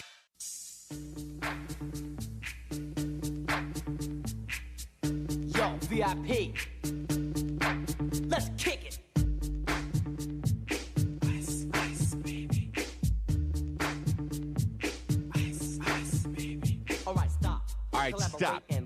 Can you do this whole song? I used to be able to do this whole thing back in the day. But I've slept since then. I'm losing words now. Yet I know most of them. I haven't done it in a long time, but back in the day, this was the jam, right? Hey, it's what the were Annie you, about Frey 20 Show. when that song came out or something? Because I think I was maybe 9 or something like Man, that. I just That song remember was like, Vanilla what, Ice. 87? something like that? No, it was later than that. I think it was 90. Yeah, it was 90, 92, because I remember it being in the second Ninja Turtles movie, and the first Ninja Turtles movie came out in 89. See, that's what we care about, because that's what age we were. I was Dude, probably he was dancing on Ninja Rap. I was probably at Hot 97 at that point back then. When this station, which I moved up here to work for. Did I ever tell you that story? I think so. So I moved up here to work for 97 when it was becoming a CHR station. It used to be called The Breeze.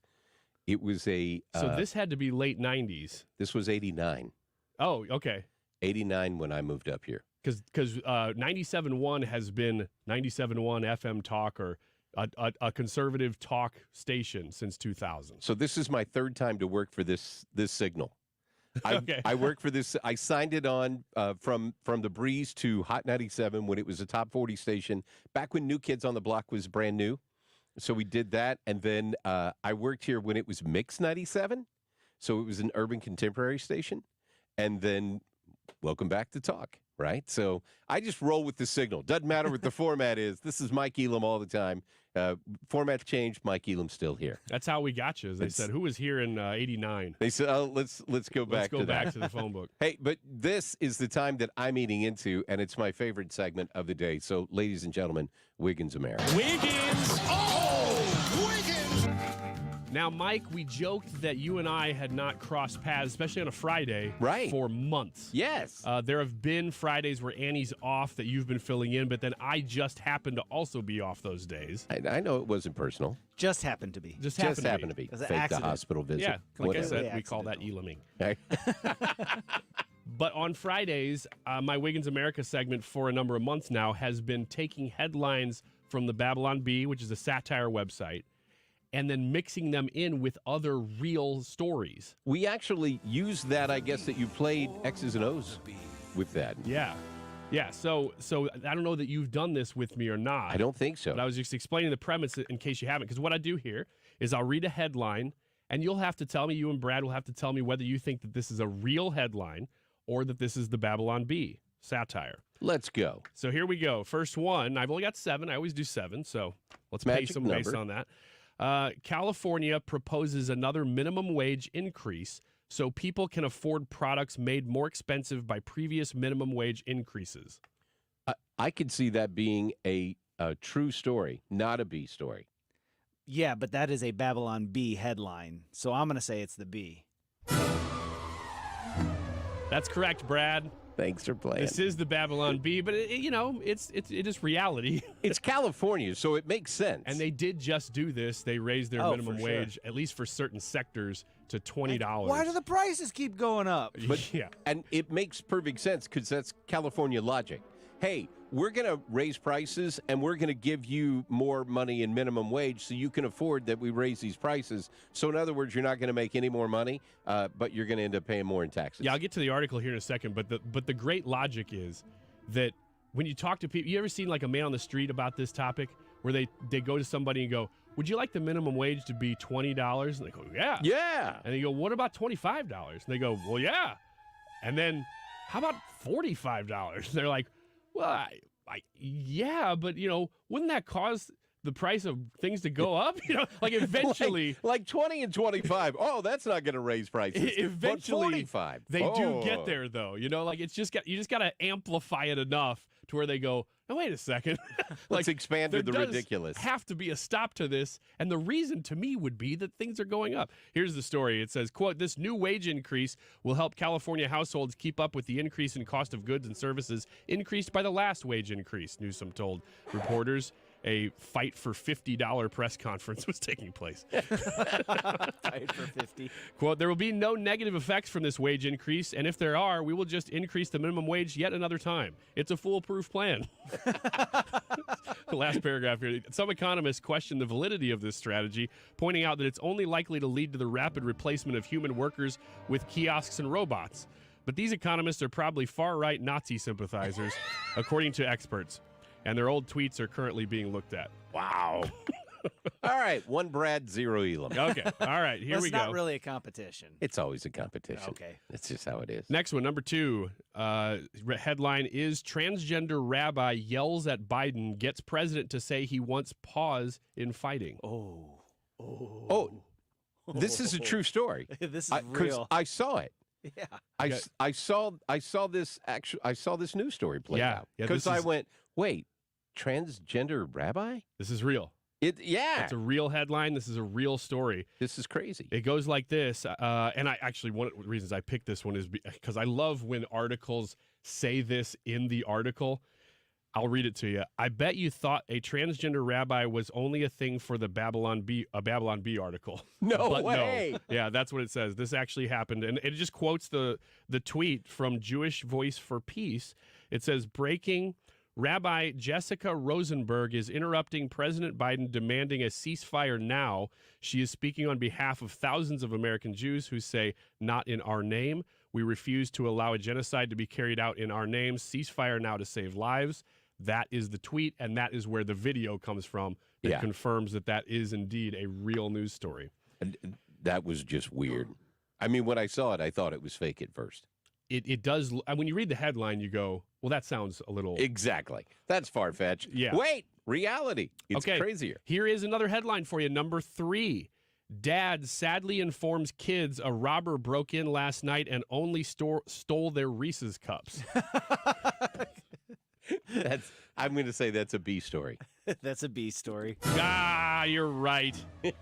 I'm sorry, kids. Our house was robbed last night, Mr. Duckworth said, sadly after gathering his kids in the kitchen this morning. Fortunately, the thief didn't take your mother's jewelry, our television, or the bar of pure gold we keep on the coffee table.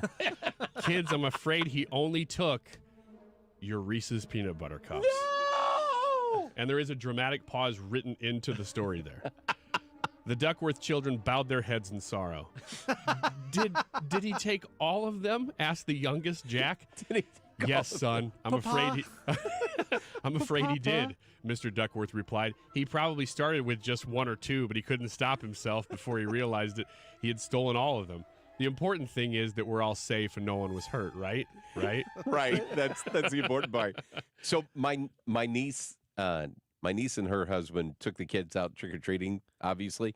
And when they came back, my niece's husband, what is he? My nephew at that point by marriage? I don't know what he is. Anyway, he took this picture, put it on Facebook, and called it Dad Tax. And he had picked out all his favorite candies from the kids, and he was sitting there with it. And it's like, okay, this is Dad Tax money right here. Yeah, that's real.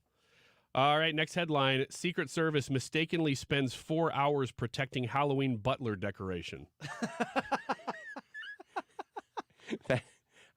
That sounds like a B story, but I'm going to go off the board and say it's actually true.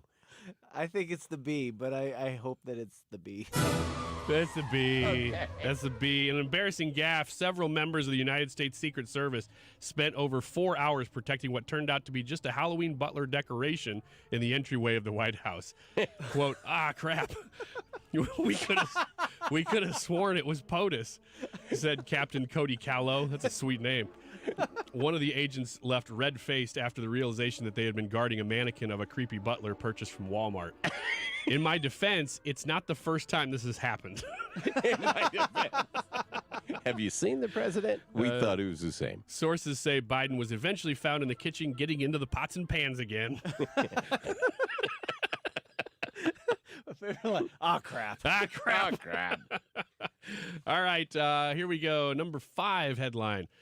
Florida roofing company offers free AR-15s and frozen turkeys to customers. That's got to be true. That's real. It's real. It's real. It's America. It's Florida. No flamethrowers? No flamethrowers yet, although this story is just getting traction, Mike, so hang on. Hang on. Yeah, let it take off a little bit. It says, quote, the turkey will get you all set at the table so you can spend time together. The roof will protect your home, and the AR-15 will protect your family. Those are the words of Roof Easy President Jason Polly. And I think he's this author's new favorite person, whoever wrote this.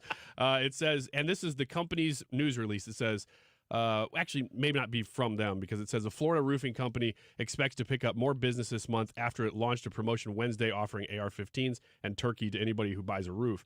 After 2 business days, this is the part that captivated me. The Cape Coral business has sold 8 roofs and has about 50 inquiries about the promotion. During a normal month, it sells 30 to 50, but they say they're on track to sell 60 to 100 this month. What's the name of the roofing company? Roof Easy. Roof Easy, killing the competition. Yeah, now they might have to travel quite a bit if you're going to call them from around here. Let's see, number 6, Capitol trick-or-treater dressed as Zelensky receives $40 billion in candy. Let's go B. Yes, B. Yeah, surprise, surprise. Just one paragraph to read you from here. Jackpot, I knew this costume would pay off big time, shouted young Tommy Billington after being notified of his candy haul. All my friends thought I was stupid for dressing up like that Zelensky guy who's always on the news, but now they look like the stupid ones. I've got enough candy to last me 20 lifetimes. Didn't Anthony Blinken's kids dress as one in the Ukraine flag and one is Zelensky? Oh, I haven't seen this. I think I saw that. They were showing videos, and I'm just like, man, what is this? It's a Babylon Bee story. It was not the B. It does look like. I mean, that sounds like it would be. I'm going to look All it right, up. you got 40 seconds. 40 seconds here. Last one. In most popular move of presidential campaign, Mike Pence ends presidential campaign. That's a real story. It's a real story, but it's a Babylon Bee headline. Yeah, I just played it, but the sound was out. There it is. Yeah, polling is through the roof on this move, said former campaign manager Dean Ross. We finally found the one thing Pence can do that literally 100% of Americans support. There you go. He's out. That is Wiggins America. We are going to play X's and O's on the other side. State Representative Wendy Hausman is joining the big show for the 2 o'clock hour. Hang on. It's Mike Elam sitting in for Annie Frey today on 97.1 FM Talk. Hi, I'm Jim Brennan. In celebration of McKelvey Homes' 125th anniversary, we're having our biggest sale of the year. Save up to $89,000, get special financing in the 5s, and free closing costs on all move-in ready homes. Visit The Preserve on Mackenzie Road near Watson for a variety of homes from the 400s, or Inverness in St. Charles at Bryan and Feisey Road. Don't miss this opportunity to save big and get in before the holidays. Visit McKelveyHomes.com.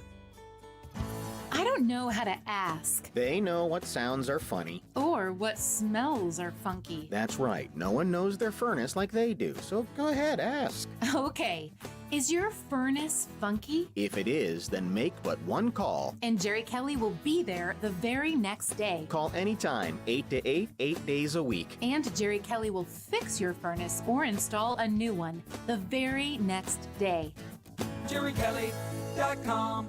Attention taxpayers. If you or your business owe the IRS back taxes or have years of unfiled tax returns, the IRS has green-lighted billions of dollars in tax relief to those facing financial hardship through its tax relief initiatives. If you have a delinquent tax problem and possibly facing wage garnishment, liens, levies, audits, or already in a payment plan, you may now qualify for significant relief. Qualifying and enrolling in this program could stop all collections, settle your tax problem, and may even reduce what you owe by up to 99%. Call the hotline at Tax Help USA to see if you qualify and receive your free tax assessment by dialing 800-210-1005. If you or your business owe back taxes to the IRS or state, you can now get the help that you need during these hard economic times. Get your free tax assessment to see what you qualify for by dialing 800-210-1005. 800-210-1005. That's 800-210-1005. Has anyone ever taken the time to help you at a point in your life when you were in desperate need? How did that make you feel toward the person that helped you? The word gratitude comes to mind. Hi, I'm Martin Winslow, founder and president of Bethlehem Christian Academy. Through the years, I've met so many children that have gratitude toward those who helped them through their child sponsorships. Currently, BCA has 2,000 students spread over 4 countries, full of children filled with gratitude toward those who've helped them. But there continues to be great need. BCA's ministry is transforming lives by feeding and educating poor and orphan children in some of the poorest places in Africa and South Asia. Here's how you can help. For just $36 a month, you can offer these kids hope of a better future, but more importantly, give them the opportunity to learn about Jesus. You can also join us on a mission trip to one of our several school locations overseas and meet the child you sponsor. Remember that feeling of gratitude you had toward the person who helped you out? Wouldn't you like to pass that feeling on to someone else? To find out more about how you can get involved with BCA's ministry, please visit bcaministries.com. That's bcaministries.com. KFTK FM Florissant. From the Under Law Injury Lawyers, GetJim.com studio. 97.1 FM Talk. Always live on the free Odyssey app. A new Mideast meeting is scheduled. I'm Lisa Brady, Fox News. Jordan just announcing that foreign ministers from Saudi Arabia, Qatar, and Egypt will meet tomorrow in Amman with Palestinian officials and Secretary of State Antony Blinken, who's in Jordan already, after meetings earlier today in Israel. The Secretary of State offered few details about his meetings and what the result of them were with the Israeli Prime Minister Benjamin Netanyahu and members of the Israeli War Cabinet. Blinken did say in a press conference after his meetings with those officials that he discussed concrete steps to limit civilian casualties and tangible steps to boost humanitarian aid entering Gaza. The secretary says when he sees young Palestinian children pulled from the wreckage of buildings, that he sees his own children. But he put that largely on Hamas for using Palestinians as human shields and says Hamas does not care one iota for the welfare of the Palestinian people. Fox's Rich Edson at the State Department. The Israeli military says an ambulance hit by an Israeli aircraft in Gaza today was being used by Hamas fighters, and that a number of fighters were killed in the strike. Hamas accuses Israel of targeting civilians. Donald Trump's two oldest sons finished their testimony at a civil fraud trial in New York, denying any wrongdoing and echoing their father's claims the case is politically motivated. Former President Trump posted on Truth Social today, writing, quote, "Our country is under the highest level of threat ever, and yet all the DOJ and FBI want to do is go after Donald Trump and his family." Fox's Nate Foy at State Court in Lower Manhattan, where the judge ruled at the start of the trial that fraud had been committed. The former president is appealing that, and he's expected to testify Monday. They're celebrating in Arlington. A parade for the Texas Rangers after the first World Series win in the 63-year history of the franchise. America is listening to Fox News. It's game day at Jim's house, and the spread is impressive. Mike's already done some damage with the hot wings, and now he's dropping back and going deep for another slice of pizza. I sure hope he brought the Pepto. Mike knows that Pepto-Bismol provides fast 5-symptom relief from unexpected stomach upsets. He's no rookie. The way he's throwing back those nachos, he's the GOAT. Be ready for game day with Pepto-Bismol. When you have nausea, heartburn, indigestion, upset stomach, diarrhea. Use as directed. Keep out of reach of children. Think identity theft won't happen to you? Think again. There's a new victim every 3 seconds in the U.S., over 15 million this year alone, and many don't even know they're victims. LifeLock alerts you to identity threats you could miss, even when you monitor your credit. If your identity is stolen, your dedicated U.S.-based restoration specialist will work to fix it. No one can prevent all identity theft, but everyone can save up to 25% off their first year with promo code NEWS at LifeLock.com. Identity theft protection starts here. Air Comfort Service, heating, cooling, and insulation. Weather. Chief Meteorologist Dave Murray. 65 for the high today. Tonight, partly cloudy skies. Upper 50s for evening plans. 45 for the low. Saturday looking good. Partly sunny. Above average temperature. 68 degrees. Saturday night, lots of clouds. Could be a couple of sprinkles of rain at 45. Sunday looking good, though. Time change weekend coming back. We fall back an hour. Partly sunny and 68. This is 97.1 FM Talk. Chief Meteorologist Dave Murray. The leaves are changing. Thanksgiving is just around the corner. And you know what that means? It's time to start making your list and checking it twice. Pro tip, if you're planning to propose this holiday season, it's time to design the perfect ring now. Every Diamonds Direct engagement ring is handcrafted to perfection, which takes time. So don't wait. Start designing your dream ring today. Our experts will make you feel at ease as they educate and guide you to create that one-of-a-kind ring you're envisioning. Our industry-leading warranties will give you total confidence. And as always, our nationwide price guarantee will ensure you get the very best value. Plus, Diamonds Direct has a gift even Santa can't beat. Buy any natural diamond at Diamonds Direct and get a 14-karat gold solitaire setting free. Beat the rush, shop in November, and make this holiday season one to remember. Diamonds Direct at Olive and 270, official partner of the St. Louis Blues and proud to call the Gateway City home. Diamonds Direct, your love, our passion.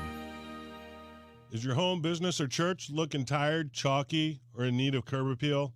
Go Rhino. Tired of painting year after year?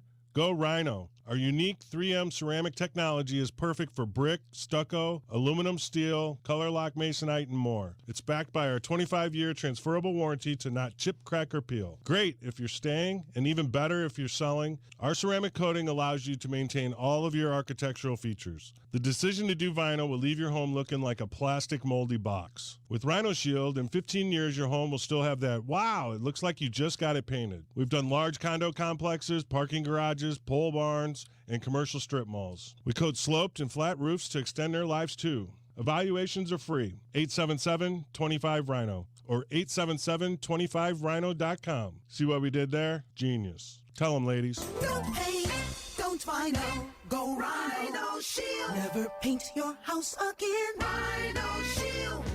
St. Louis physician Dr. Abicki created Neovitin 15 years ago to help support his own nutrition when he needed it most. Since then, Neovitin has helped thousands of people support their daily nutrition with sensible doses of vitamins, minerals, antioxidants, and Dr. Abicki's proprietary blend. If you're ready to join many St. Louisans in supporting their nutrition, give Neovitin a try. You can find Neovitin at your local Schnucks, Dierbergs, and online at neovitin.com. Halloween is over, but hiring is still a bit scary. Indeed's end-to-end solution helps you attract, interview, and hire candidates. Sponsor a job and instantly receive a short list of quality candidates whose resumes on Indeed match your job description. Visit Indeed.com/credit. I can see clearly now thanks to the doctors at Ophthalmology Associates. Doctors Greg Birdie, Ranjan Malhotra, Robert Brusati, Andy Royer, and introducing Samuel Berry. You can too. Call 314-966-5000 or check out YourEyeDoc.com. That's YourEyeDoc.com. Are we one of your top presets? You were giving off that vibe, so if you want to take it to that level. St. Louis's home for conservative talk. This hour of the Annie Frey Show is brought to you by Ruler Foods. Low prices, no coupons. Ruler Foods. That is exactly what I needed to hear. Thank God someone here knows what they're talking about. That's us. That's right. Gotta love this American ride. All right, you need to take the time and get the full picture.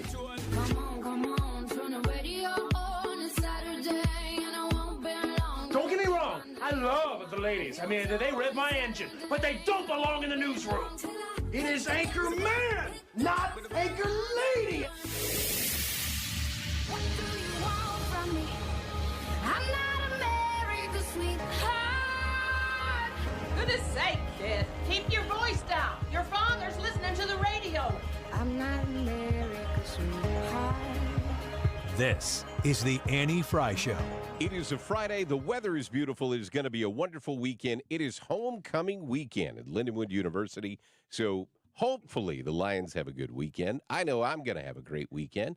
And my day is starting well because we are getting ready to play X's and O's. X's and O's. Which is always a lot of fun. And I will say last time that I was here, I was god-awful at this game because Storm just killed me.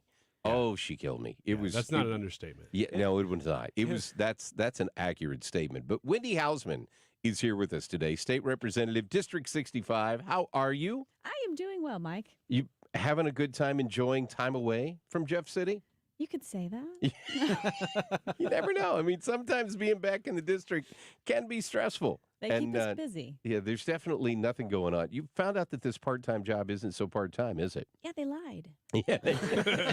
Part-time pay. Part-time pay, full-time hours. That's right. This is kind of crazy. Yeah. But you're still out and about. I mean, you're at all the chamber stuff. I see you. I'm trying. Running around all the place. I'm busy. I am really, really busy. Did not think I would be this busy.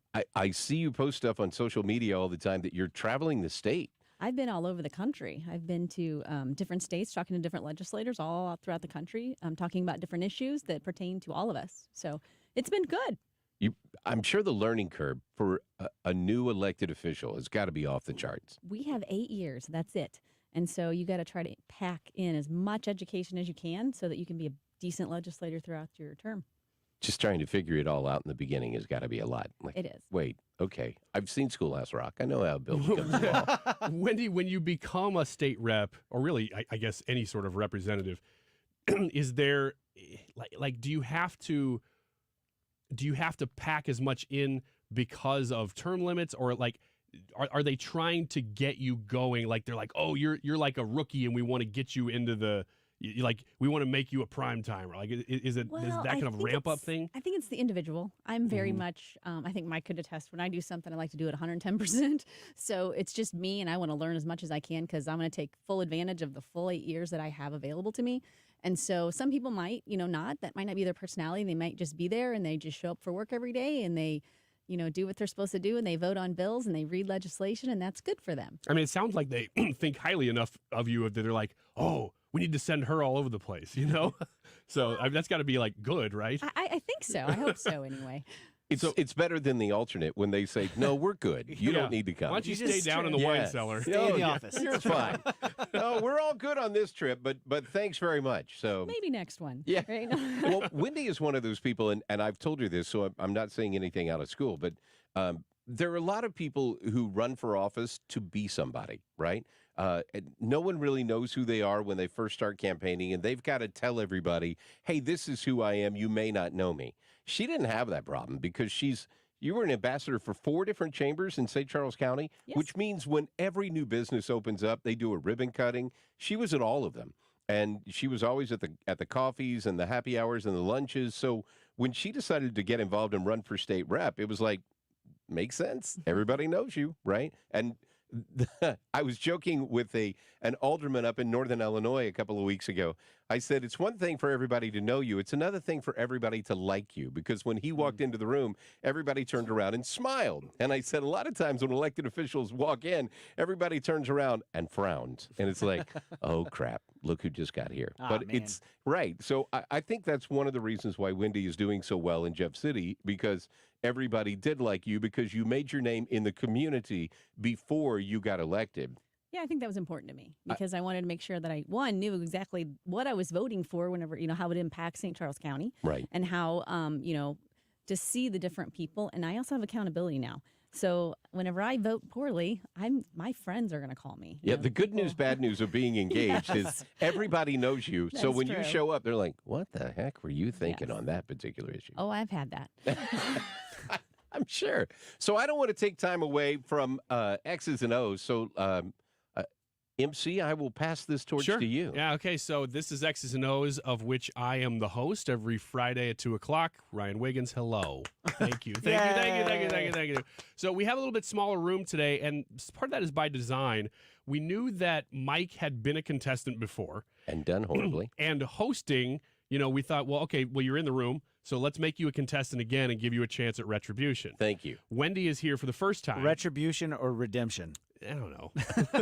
I wasn't going to correct him. I was just going to roll with it. I like retribution because we like to make this a much more tense game than it actually is. Yeah, it's making me a little nervous. Yeah. I'm not going to lie. Wendy's husband is large and would really hurt me. So retribution is not the word that I want to use. Well, I'm going to keep using it then. So Wendy Hausman is here. Ryan and I have been friends for a long time. That's true. We actually have known each other for much longer than 97.1. This is true. So you are from District 65. I wrote that down so I can make sure I get it right. St. Charles County. Yes. And so X's and O's, the way that this is played is you have a tic-tac-toe board there behind you. And unfortunately, because you're standing closest to it, you'll have to actually put the X's and O's I think I can do that. in the board. And that's how small the room is today. Because Brad, this is the first time we've ever done this. Normally, we have either 2 or 3 experts in the room. You get to choose between them. Today, we decided ahead of time, we're going to have just Brad be the expert. Because he really is anyway. So, no pressure. When you go to choose an expert, remember the name Brad. Because he's going to be the best choice. And he usually writes the experts' names down, but we figured you guys wouldn't need that. It's a plethora of choices. Yes. Name Brad. So, in the creation of this week's game, which I usually do throughout the week, but a little heavier at the end of the week because the news is a little fresher, I have been able to craft questions that are really specific to Brad because I don't always know what Annie and Brad might know. Maybe Leah in the past have been Hannah, sometimes Trisha. I don't know everything that they've read. And I still don't know everything that Brad's read. But you've known a lot. But I know what he's good at, and I know areas, topics that he's not as good at. So there's some things in here that are a little bit outside of his purview. Sounds like he's going to hit your weak spot today. He's going to try. I think so. There are some that I'm pretty sure he's going to get. There are others that I'm like, ooh, this is not a Brad question. The task for you guys is to determine which ones are which. Because he told me ahead of time he is going to BS his way through all of this. Okay. I'm looking forward to seeing how this goes. So, with that in mind, Wendy, you can go first. Okay. So, wide open board. You can be X's or O's, either way you want. Pick your square, and we'll start there. All right. I'm going to start with 1. Number 1. Left. Number 1. All right. But you Brad. don't get the X yet. You don't get it You yet. have to wait. You have to wait, and you have to either agree or disagree with Brad. That's confidence, I'm though. a That is politician. confidence. I'm going to take it when Unless I she get was it. O's, Boy, because she wrote in an X. That's how these state people are. They just walk in and take over. That's right. She's like, yeah, I'm and taking this that one's one. mine, and this one, and this one. Looks Exactly. like I win. That's right. That's how we do it. All right. Brad, now this is for Wendy. Former CNN host Don Lemon raised eyebrows on Halloween this week by dressing up as a current national political figure. Who did Don Lemon dress up as? Current national political figure. Don Lemon. And he raised eyebrows? He raised eyebrows. Nobody, I think, got too mad, but everybody was like, "Oh, that's a bold choice." Ooh. I'm gonna go with Vivek Ramaswamy. Vivek Ramaswamy. Wendy, this is really off the radar. Everybody's going, Do you agree or disagree? Agree or disagree? I'm going to disagree. Sorry, Brad. That is correct. That's a good choice. That is a good choice. Now So you can now put your I X get my up X there. up. Yeah, Now All you get right. it. X Now you marks get the square. Maybe next time we won't correct her. it. Yeah, we'll just let her have it. She knows. She knew. The correct answer was Kamala Harris. I was going to guess that. Man. I Yes. was going to guess Kamala Harris. Yeah, Don Lemon, former CNN host, dressed up as Kamala Harris for Halloween. He probably shares a lot of the same clothes anyway. Number. She always wears a pantsuit. Have you noticed that? Like, she never wears a dress. I never see don't her in either. a dress. Okay, never mind. I've seen her in a dress. I know think that's I not probably true. wear a dress more than most political figures. Moving on. Maybe. I mean, just based on like Halloween. And Last stuff. Halloween, he was Mary Todd Lincoln. Yeah. What? That's kind of what I was referring to. There you go. Thank you for the clarification. You're welcome, Because Ryan. if we had let that hang out there, might have been some problems. Guys, you're 6. It did raise Thank you. eyebrows. Thank you. So there you go. Thank you. All right. Mike, you are up next. We're going to go for 5. 5 is the middle. Number it is 5. It is the middle. You want to put a circle up there right now? yet, I Mike. know. Look at that. She's like, I'm going to put an X up I'm there glad again. she didn't just put an X right away. I got to tell you, you're hitting some of the harder ones here. Yeah, well, there we go. This week, Marjorie Taylor Greene was upset at roughly 24 of her Republican colleagues in the House who voted to kill her attempt at censuring fellow House member Rashida Tlaib. It was many of the most notable names who voted against Marjorie Taylor Greene's motion, though, citing it was full of inaccuracies, like Lauren Boebert, for instance, who Greene called vaping, groping Lauren. She also called one well-known GOP colleague Colonel Sanders, saying, "You're not even from Texas." Who was it? Ooh, Colonel Sanders, not even from Texas. Running out of Texas reps in my brain here. He's I said well-known GOP colleague of MTG, called him Colonel Sanders, saying, "You're not even from Texas." Chip Roy. Chip Roy. I'm going to disagree with that. X gets the square, Wendy. I can't believe it. You pulled that out. You didn't even know it, and it was Chip Roy. Well, I was like, I'm running No, through it's them. an It's X. like, It's yours. Yes. Who This do game's I gonna be know? over And the quick. only person I really know is like Tony Gonzalez and Chip Roy. And it's like, nobody's going to call Tony Gonzalez Colonel Sanders. Oh, I thought Chip Roy was a lifetime Texan. No. So that's why when you said Apparently that, he's not.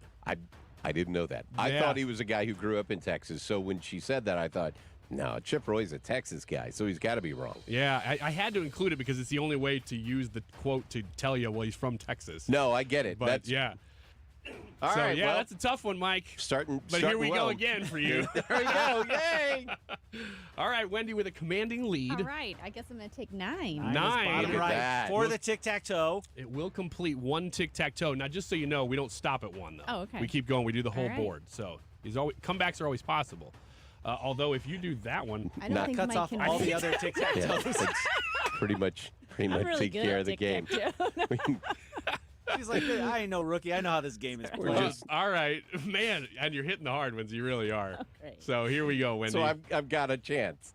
You do. So you're saying there's a chance. Brad, Illinois Attorney General Kwame Raoul was forced to address secession requests by a Metro East Illinois county, saying no. FYI. Jersey County is exploring its options for leaving the state of Illinois to join Missouri. The population of Jersey County is a little over 21,000 people. Name any of the 5 biggest cities in Jersey County, Illinois. Oh, well, you're getting way in the weeds here. Yeah. Jerseyville. Wendy? I'm going to disagree. Circle gets the square this time. You got it, Jerseyville. Yeah, that was the one that I'm like, all right. Always had to Jerseyville. drive school buses from Mascoutah to Jerseyville because they were in the same conference. Look at you. And I'm like, oh my goodness, why are we driving so far away? Look, this is not a very populated county, so No, that it's was not. a tough question. So that means that Jersey wants to join Missouri, Yes. and Do you Chesterfield blame 'em? wants to join. No, and and for the same reason, Chesterfield wants to join St. Charles. That's right. So that's And the mayor I'm of from Chesterfield is both. always saying. I'm from Illinois, and You're I'm from- also from St. Charles, so you know. So there you I go. live in You're from good Illinois. area. That's great. We're right. we're a mostly Illinois show most of the time. And I work for an Illinois company, and my family's from Illinois. Dad's from Peoria. Great. We're all friends. Thanks for playing. We all get along here. We are. That was an Look at awkward us. time for the music to end. It was, wasn't it? It was. It was. So He do we knows how need- to do that. Do we need to keep playing here, So or do I we think need to take this a break? is a good pause in the game Because the music stopped. The music stopped. So- We all stopped at that same moment. And we have a game. You know, I thought we this might do. have been over based on that question, but we got a game here. It was about to be an ass spanking quickly, but luckily, Wendy. I guessed the wrong answer. I'm thinking Wendy learned that was going to be the end, and she's like, "Well, I don't want to leave, so let's keep this That's playing." right, having So too much I fun. appreciate you taking pity on me. It is the Addie Fry Show. Wendy Hausman, State Representative, District 65, is playing along with us today. We will continue all the fun-filled Friday excitement on the other side of the break on St. Louis's home for conservative talk, 97.1 FM Talk.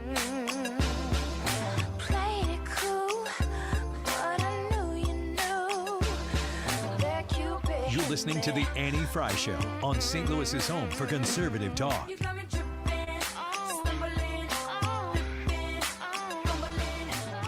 Hey everyone, this is Richard Deitch, and I host the sports media The Richard Deitch Podcast. What can you expect from this podcast? Well, each week I'll have interviews and in-depth conversations with the people who bring you the sports you love, as well as roundtables with sports media reporters about television, digital, audio, radio, print, and other forms of media. If you are interested in sports broadcasting and how you watch, listen, and read about the games you love, listen on the Odyssey app or wherever you get your podcast. Texting privacy policy and terms and conditions posted at textplan.us. Texting enrolls for recurring automated text marketing messages. Message and data rates may apply. Reply stop, opt out. Binges, blackouts, regret, shame, trying and failing to drink less or quit. Hi, I'm Jonathan, founder of Or Health. I know how scary drinking too much can be because I struggled with alcohol misuse for most of my adult life. But I also know that it is possible to drink less or quit. And medication can help. Naltrexone is a safe, effective medication that makes it easier to cut back or quit drinking, so you don't have to rely on willpower alone. I started Or Health to make access to naltrexone convenient and private, to help people like me regain control over alcohol. If you're ready to stop drinking or just drink less, text CLEAN to 323232 to get a secure link to Or Health's private online assessment. Our licensed medical professionals will evaluate your assessment, and if medication is right for you, prescribe it online. We'll deliver your prescription right to your door. No doctor's office visits required. Text the word CLEAN to 323232 to get started today. That's CLEAN to 323232. The government is spying on you. No surprise, I know. But did you know the banks are helping them? And did you know that withdrawing your cash from the bank can be very risky? That's right. Let Swiss America educate you about this. Banks are now required to spy on us for the government, and they report any behavior they think is suspicious. You'll be shocked when you read The Secret War on Cash from Swiss America. This new war against cash is really a war against the Constitution, against all freedom-loving Americans. You must read The Secret War on Cash. Get your free copy by calling or texting 800-258-9968. 800-258-9968. This war on cash is growing daily, and it also includes all forms of digital money. So please get and read The Secret War on Cash free by calling or texting right now at 800-258-9968. 800-258-9968. Message and data rates may apply. Mark Cox here. Selecting the right real estate agent to sell your home is the single most important factor when selling a house. Imagine needing heart surgery. Would you choose a surgeon who performs hundreds of successful surgeries a year, or one with minimal experience and mediocre success rates? Selling your home is like doing open heart surgery on your finances. That's why I recommend you call Gloria Liu with your home sold guaranteed realty and get to know her like I have. Gloria will give you multiple selling options when selling your home. For 20 years, she's been helping home sellers just like you get the most money for their home. Listen, experience, a proven track record, and guarantees matter when you're relying on an agent to get you the most money in the least amount of time. Selling your home, there's only one call you should make. Call Gloria Liu at 314-325-6888. That's 314-325-6888, or visit GloriaHasTheBuyers.com. That's GloriaHasTheBuyers.com. Conditions apply. Gloria and seller must agree on price and possession date. Join us at Odyssey as we all do our one thing. Together, millions of things for our planet. Thinking of having turkey for the holidays? Make sure to buy one that was humanely and ethically raised. One of the best options is to buy a turkey direct from a local farm. If that's not an option, look for turkeys that are labeled either USDA organic or certified humane. Be wary of terms like natural, cage-free, and no hormones, as these terms aren't regulated. When we each share our one thing, it becomes 100 things, 1,000 things, 1,000,000 things for our planet. What's your one thing? You're listening to the Annie Frey Show live from the Air Comfort Service Heating, Cooling, and Insulation Studio. Save up to 20% on a new HVAC system when you bundle it with attic insulation. 9 out of 10 homes are under-insulated. For a free estimate on attic insulation, visit aircomfortservice.com. Odyssey.com is a universe of audio, and it's where you can download the app to stream 97.1 FM Talk. The Odyssey app. Download it today and stream anytime from anywhere. Where St. Louis comes to talk. 97.1 FM Talk.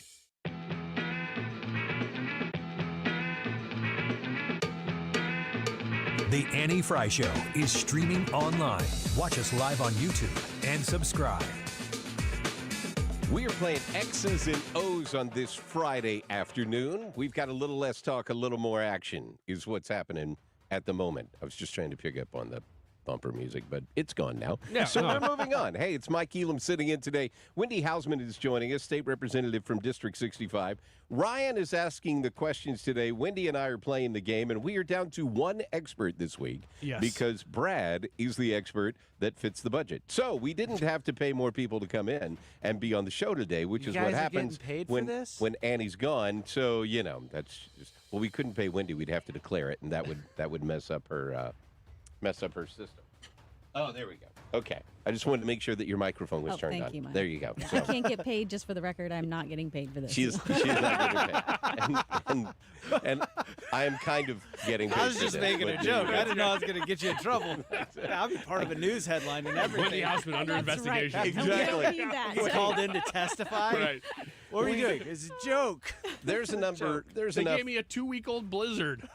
It's okay. They said it tasted the same. They lied. It did not. It did not work. All right, so we are playing X's and O's. We have 9 squares on the board. 3 of them are gone. Wendy has taken squares 1 and 5. I have square 9, which means this game could have been over really quickly. Thank God Wendy missed a question. It's probably going to be the only one. So we are up to my turn. Yeah, I believe. Your turn. All right, so let's do question 6. Number Middle 6. Middle right. Okay. All right. I can see where you're going For here. those of you playing along at home. That's right. In For your those car- in your streaming car. along. Writing Listen, the board on your rearview mirror. They're breathing into their mirror and then writing it with their finger. All right, Brad, number 6. Daylight savings time is this Sunday. Yes. In the AM. I Overnight. agree. Yeah, that is correct. Thank you. All right, put the circle up All there. right, circle gets square. There you go. On Monday, of this week, we talked about 29 states who are considering dropping it. Currently, according to Reader's Digest and other sources, I'm using them, I'm putting a buffer here, there are just 2 states who do not observe daylight savings time. Which states? I got to get them both? Yeah, you got to get them both. Ooh, that's tough. I think one is Indiana. And then the other one is a scientific guess. I'm going to go with Florida. Okay. So I know Indiana is correct, but I do not believe that Florida is correct. So I am going to disagree. Disagreeing is correct. Hey! Here's why I put the buffer of here's what Reader's Digest said. Because there's debate, I guess, about Indiana. They said unequivocally it's Hawaii and Arizona. But I agree. I understand, like, it's parts of Indiana, maybe? I'm not sure. I think so. It's always been my understanding that Indiana didn't play long. Indiana, That was my understanding, the too. time the same all 12 months of the year. But there was a couple different sources that said Hawaii and Arizona are the 2 states that have unequivocally said no daylight savings time. So I don't know where Indiana falls in there, but I covered my sources. And the good news is we know Florida is definitely incorrect. That's right. So regardless, the question circle gets the squares. Hey, all right. All right, there we go. We're tied up. Look at this. It's a game. It's a potential tic-tac-toe. It's getting there, Wendy. I guess I will go for 3. 3 is top right. 3. Okay, you guys are dancing around all the audio that I have this week. You're getting all the text-only questions. The audio cut of the day. Okay, yeah, that means we'll finish strong. That's right. Here we go, Brad. While we're all focused on November 2024, some elections are taking place in November 2023, as in next week. Fox Business highlighted that Barack Obama has been campaigning heavily in which state ahead of next week's elections? Virginia. Wendy? I'm going to agree. That is correct. Hey! That is correct. Yes, Virginia. Now, Governor Glenn Youngkin, he is not up for re-election. Yeah. But there are a lot of senators and House reps that they're hoping to flip, I think, 2 or 3 of each, and then they can win back Congress in Virginia. I've not heard the logic that Virginia has that says you cannot run for re-election. You can get elected governor once, and then you can't run for re-election, but you can come back and run again. So you can't run consecutive. You can't run consecutively. I did not know that. Yeah, but that makes sense because I think Terry McAuliffe, who was running against Youngkin, he was governor before. That's right. Yes, that's but right. you can't run consecutive terms, so you can be governor, and then you go away, and then you can come back. So that's why everybody was talking about, hey, Youngkin might as well jump in the presidential race because he can't run I see. for governor. So he kind of, it's not like it hurts him. Right. But, yeah, I don't know. Interesting. Yeah. So with the game now, we're getting to the point where every square is going to matter a lot. Well, and Wendy has 2 pathways to success. That's right. I do. But if I go for square 2, it blocks her, but it doesn't help me. So I have potential. I'm going to go for 7. Ooh. Yeah, this is a very strategic move here. Thanks for playing. Savvy move. All right. Yeah. I'm a county council guy. That should be the whole promo. Just that line, and then 5 or 6 seconds of silence, and then the Annie Frey Show. I'm a county council guy. I was implying that we are strategic. Very. Yeah, you can imply all day. Just don't say it. Just leave it. There you go. All right. Well, number 7 just so happens to be your first audio of. Hey, here we go. We play that one when we have audio associated with a clip for absolutely no reason. I thought you were just big Whoopi Goldberg fans. No. This is a clip of a certain House of Representatives member from Missouri speaking to a reporter from Fox News. Now, they have edited this clip. I didn't edit it. There are edits in it. You won't really be able to notice it. But I'm just telling you that ahead of time. It wasn't you. They're paying their fair share is what you're saying. No, I'm asking what percentage is a fair share? Their fair share, the same, if a third of my money is going to taxes, then I think a third of their money should be going to taxes. Well, it does. I'm trying to understand because you realize the effective tax rate on the poor is less than it is on the rich, right? Okay, so first of all, I'm not the poor. I'm very close to that line, but I'm not the poor. Okay, so but the we're effective also tax talking rate about- the effective tax rate on the middle class is less than it is on the rich, correct? Now, they didn't edit the pauses in. The pauses were actually there after the questions. So the question for you, Brad, is tell me which Missouri representative is speaking in that clip and which district she represents. So much. So that is Cori Bush, Representative Cori Bush. Is that the 2nd District of Missouri? 2nd District of Missouri is what I'm going with. I'm going to say that she's district number 1. So you are incorrect, and I will disagree. Thanks for playing. So it is District 1? It is District 1, yeah. It is District 1. And God Bush willing, is correct. We will be done with Cori next year. Whether you go with, I believe, Brian Wallace is running for... Williams? Brian Williams. Sorry, Brian Williams is running for that, I believe. But Wesley Bell, for sure, is running against her. So let's be honest, there's no way that seat is going to be Republican anytime soon. It's 68% Democrat. So there is a Republican doesn't have a snowball's chance. But if we can at least elect someone who is not completely crazy, that would be a win for Missouri.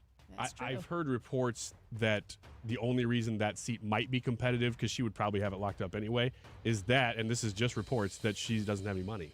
Well, so 2 things. One, she's upside down in her campaign account right now. She's in the red. She spent more than she has. Go figure. Number 2, with the new lines drawn in that district, it has a pretty good Jewish presence of St. Louis County that is there. Interesting. And she has continued to be supportive of not Palestine, but Hamas. So if you were Jewish in the 1st Congressional District, I cannot imagine why you would vote for Cori Bush. But I can't imagine if you live anywhere why you would vote for Cori Bush. But let's get back to X's and O's. So Wendy Hausman is with us. She is the House rep from Missouri, 65, District 65. Right now on the board, we have a really good game because I think I know where you're going to go right now. If you get a tic-tac-toe, Mike could come back and get one the next turn. So this is a very tight game, or it could completely flip here. She could go for the block and set herself up to win twice. Because I didn't even think about that. There's lots of strategy here. If she gets 8, she blocks me, but she is set up to actually have double tic-tac-toe if she gets 2. So the question becomes, do you want to partially annihilate me or just completely embarrass me? I'd be worried about that because he's lobbying you to pick a certain one. He kind of is. I thought you were my friend, Mike. Yeah. And he just told you he's on county council. I know, right? Yeah. So I better. So he's a smart guy. Very strategic. Yeah. Very strategic. Well, I guess I'm going to go for 8, Mike. I mean, I'm no going Mark Harder, I'm but I'm going pretty for it. strategic. Bottom middle, she's swinging for the fences. Here we go. Okay, Brad, guess what? You have stumbled into AI sound. So this is a real clip from the week, but I have run it through. I've typed it into AI software to read it back. Real quote, won't sound like the person. Tell me who said this. So what, exactly, has God apparently called on Mike Johnson to do? Well, his views on policy are essentially what you'd expect from a religious fundamentalist. They're more divisive than they are divine. Brad. Who said that? Who said that? Man, there's a lot of people going in on his faith. Now tell me if you need to hear it again. No. Okay. I'm going to go with Jen Psaki. Jen Psaki. Psaki. I think I'm going to agree with you. Yes! Don't count your chickens. I haven't played the clip yet. I'm just being hopeful. Here is who really said that this week. So what exactly has God apparently called on Mike Johnson She was to right. do? Brad was right. Wendy was his views right. on policy are essentially what you'd expect from a religious fundamentalist. They're more divisive than they are divine. You know what's amazing? When we talk about mainstream media, she has a show on Peacock, MSNBC and Peacock. I think they stream it. And I'm watching some random show on Peacock the other night, ads for Jen Psaki's show. Oh, watch Jen Psaki's show. Can you imagine if Peacock or Paramount or Netflix was like, hey, we have a brand new talk show with Sarah Huckabee Sanders? No, of course you can't imagine that, because that would never happen, because this is the mainstream media. Everybody loves Peppermint Patty. Yes.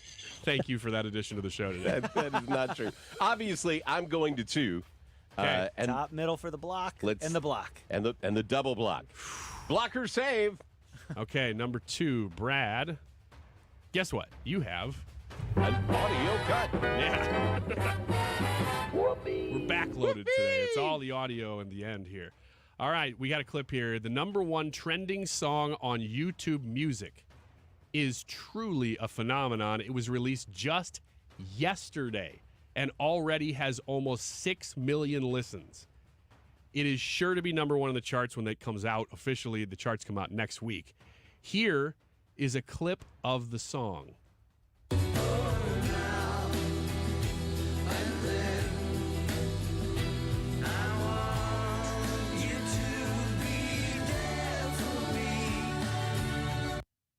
Who is the artist who sings that song? Who is singing It's that the song? number 1 song. It's got to be the number 1 song, although the charts are lagging a little bit, but it's going to be the number 1 song. Can you play it one more time for me for me to hear the artist's voice? Yes, I can. Here you go. It's a 10-second clip.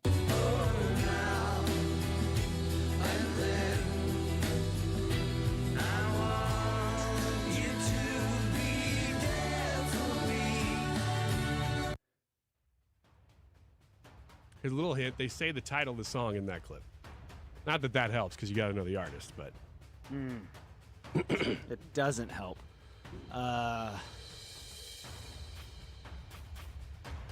Mike? It's Yes. Donald Trump. It is not. It is actually two members of this band have already passed away. 2 of them are still alive, and this was a digitally remastered from clips that they had. This is the Fab Four, the Beatles. That is correct. That's correct. Yeah, the big news. Have you heard the song yet? I have. It just hit yesterday, and the actual music video just came out this morning.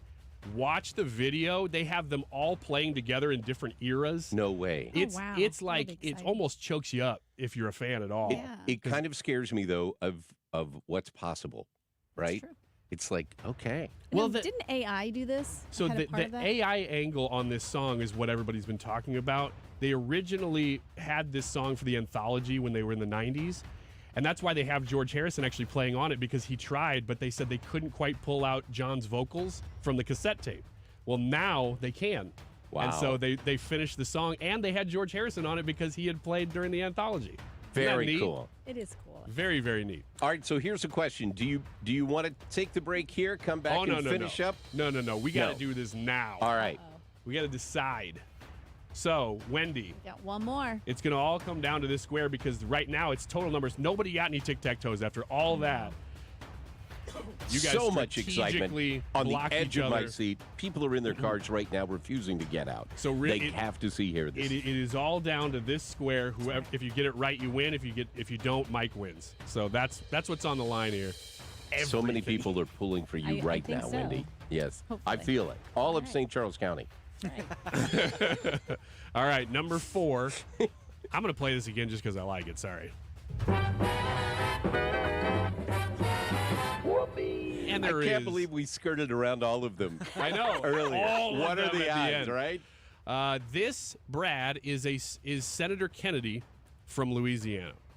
He's talking about someone in particular, but I've bleeped his name from the clip. Here's the clip. He does great impersonations. He does. He does great impersonations. And let me tell you something. He's a nice guy. If you don't like border collies or golden retrievers. All right, here's your chance to win. All right. That's Senator Kennedy, but he's talking about Speaker Mike Johnson. I will agree. Here's the real audio. Is he talking about Mike Johnson, Mike? Do you think so? I think he is. Here's the real audio. If you don't like Mike Johnson, you don't like border collies or golden retrievers. That is correct. Very well played, everybody. Wendy, you know what, though? Way to show up this time, Mike. Thanks very much. You had a respectable game, but Wendy just outplayed you. He did. And that's been that way for years. So that's just how it is. Thank God she won't be running against me for county executive, true. right? That's Otherwise, very that true. would be Can really, you imagine really that bad. attack ad? Oh, Yeah. He It'd just be lost to this. Wendy Hausman. It would just be this. I'm a county councilman. I've beaten him once before. I just listened to a 15-minute campaign ad. That's it. Wait, my wife is calling me. I guess she's forgotten that I'm on the radio right now. So I'll talk to her during the break. Wendy, hang on, because we've got our poll question of the day that we really haven't talked about at all today. So get in while you can. The YouTube live chat poll: is it too soon for Christmas music? Yes or no? Is it too soon for Christmas music? Yes or no? We will talk about that on the other side of the break on the Annie Frey Show on 97.1 FM Talk. Baby, close your eyes and listen to the music. Dig to the summer breeze. It's a grooving night and I can show you how to use it. Come along with me and put your mind. You're listening to the Annie Frey Show. Follow Annie on Twitter at Annie Frey Show. Satisfaction in me.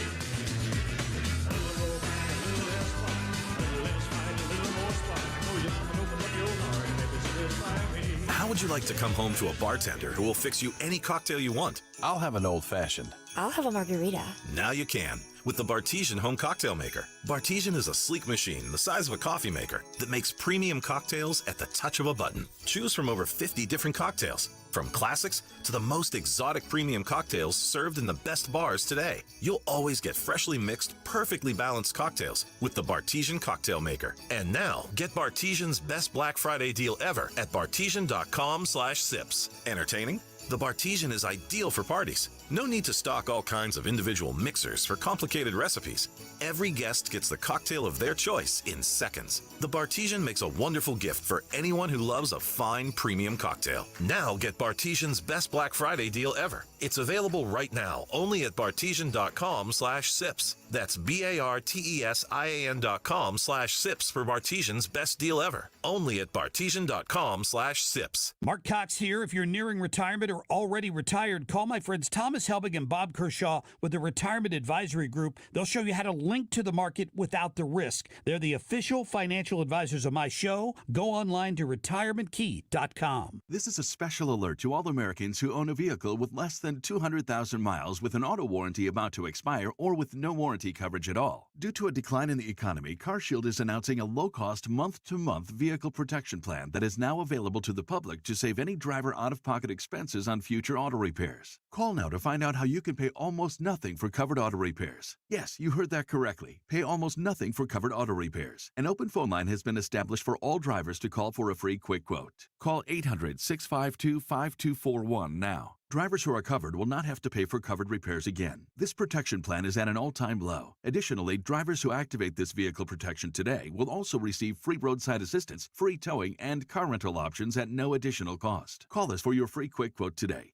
800-652-5241. That's 800-652-5241. What do you have to lose? Call 800-652-5241. Again, 800-652-5241. Congratulations to St. Louis Fashion Fund on its 10th anniversary. The fund, a nonprofit and leading voice for St. Louis fashion, represents 800 businesses, as well as supports students, designers, emerging and established brands that collectively generate fashion's $3.3 billion annually to our region. Their year-long celebration will spotlight 10 fashion events to amplify why fashion is so important to the fabric of our community. To learn more about Fashion Fund's 10 for the 10th, visit stlouisfashionfund.org.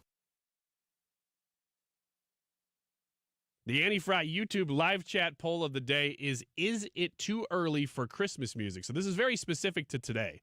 Next week at this time, I think the answers might be different. But as of November 3rd, are you ready for Christmas music? Yes or no? Very, very easy. Just vote in the Annie Frey YouTube poll, and we will give you the results here in just a couple minutes. 2:48 right now. This time check is sponsored by Jerry Kelly Heating and Air Conditioning. It's time for a $98 furnace tune-up.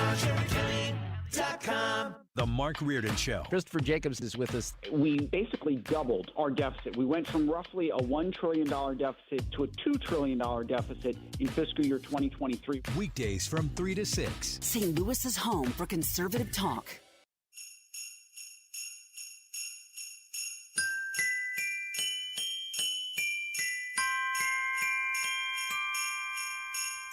This is the Annie Frey Show. Follow Annie on Twitter at Annie Frey Show.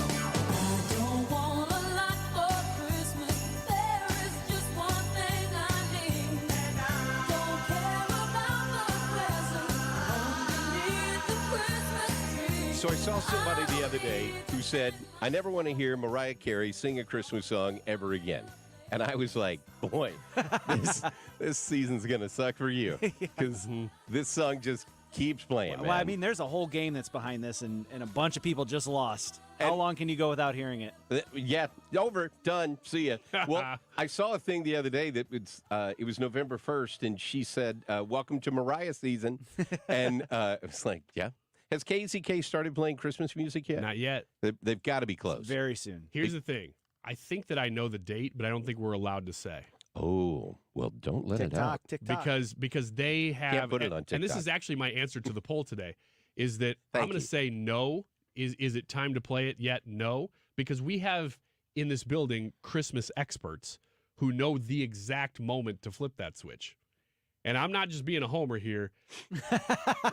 Those guys have it down to some sort of science of when it is appropriate, and it's different every year.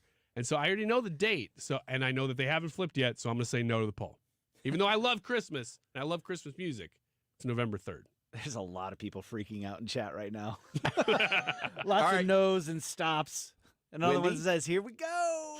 What do you think? Is it too early for Christmas music? I think it is. I like to enjoy Thanksgiving. Yes. What's your favorite Thanksgiving song? There isn't there is not really a Thanksgiving song. Sure there is. But it's the only one. It's the only one that matters. It's the Thanksgiving song by Adam Sandler. Adam Sandler, of course. Yeah. How about any song And that's I about love gratitude? to enjoy that one. But it's just not time yet. It's not time yet. It's just not time.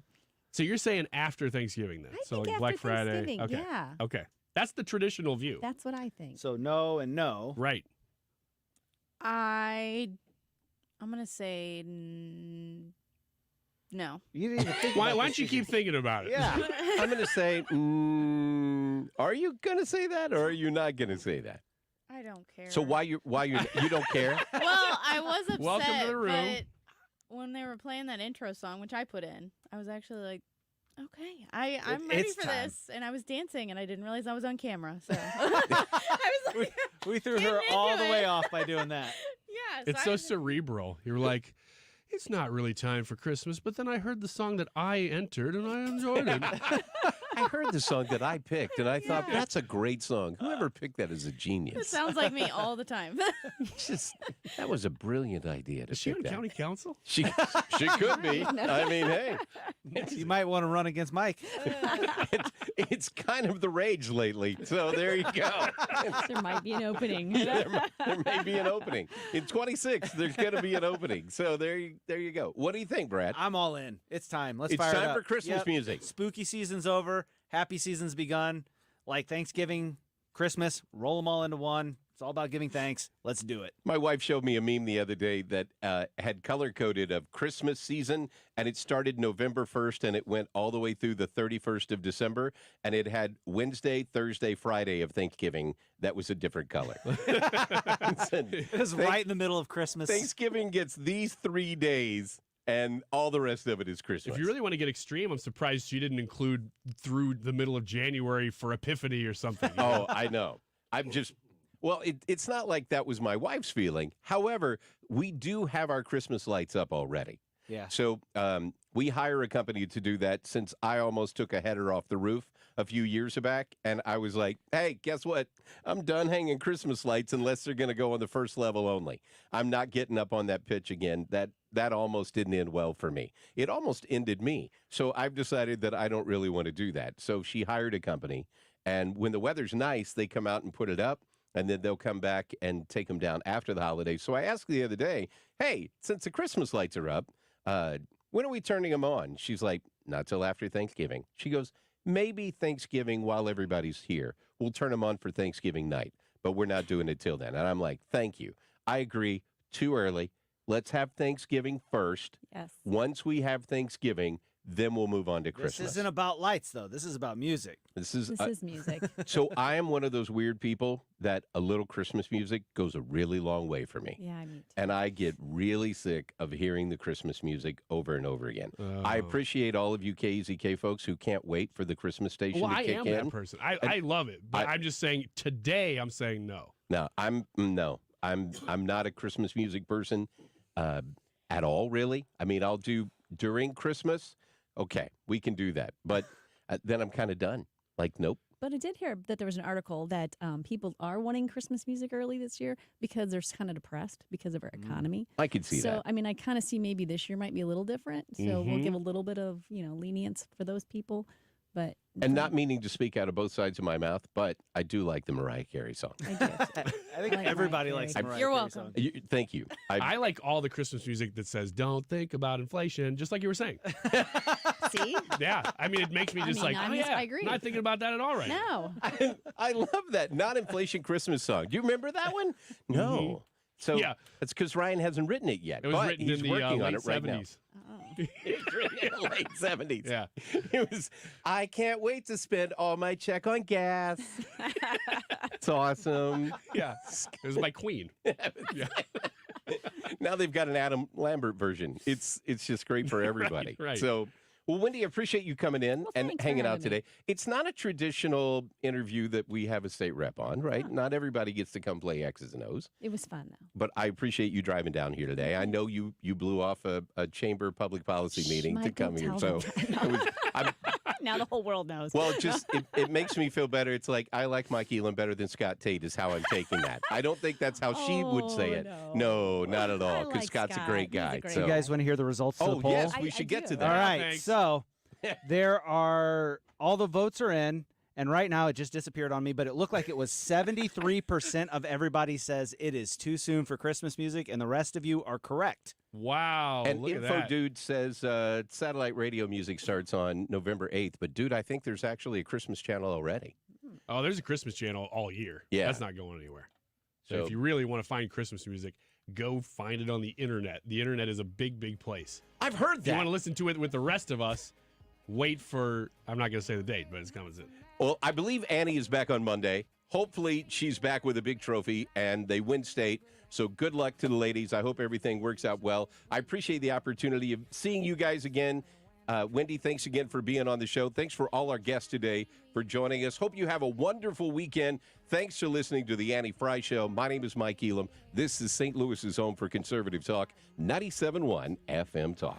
And I got bad tattoos you won't believe. So kick out the jams. Hey, it's Mark Reardon. The weekend is almost here, but you can't start officially until you check out the Reardon Roundtable. It's state law. It's coming up. Jane Duker, John Gaskin, Brenda Talent, all on the panel right after Fox News. Do you struggle with occasional nerve aches in your hands or feet? Try Nervive Nerve Relief from the world's #1 nerve care company. Nervive tablets contain alpha-lipoic acid to relieve nerve aches, weakness, and discomfort, plus B-complex vitamins to support healthy nerve function.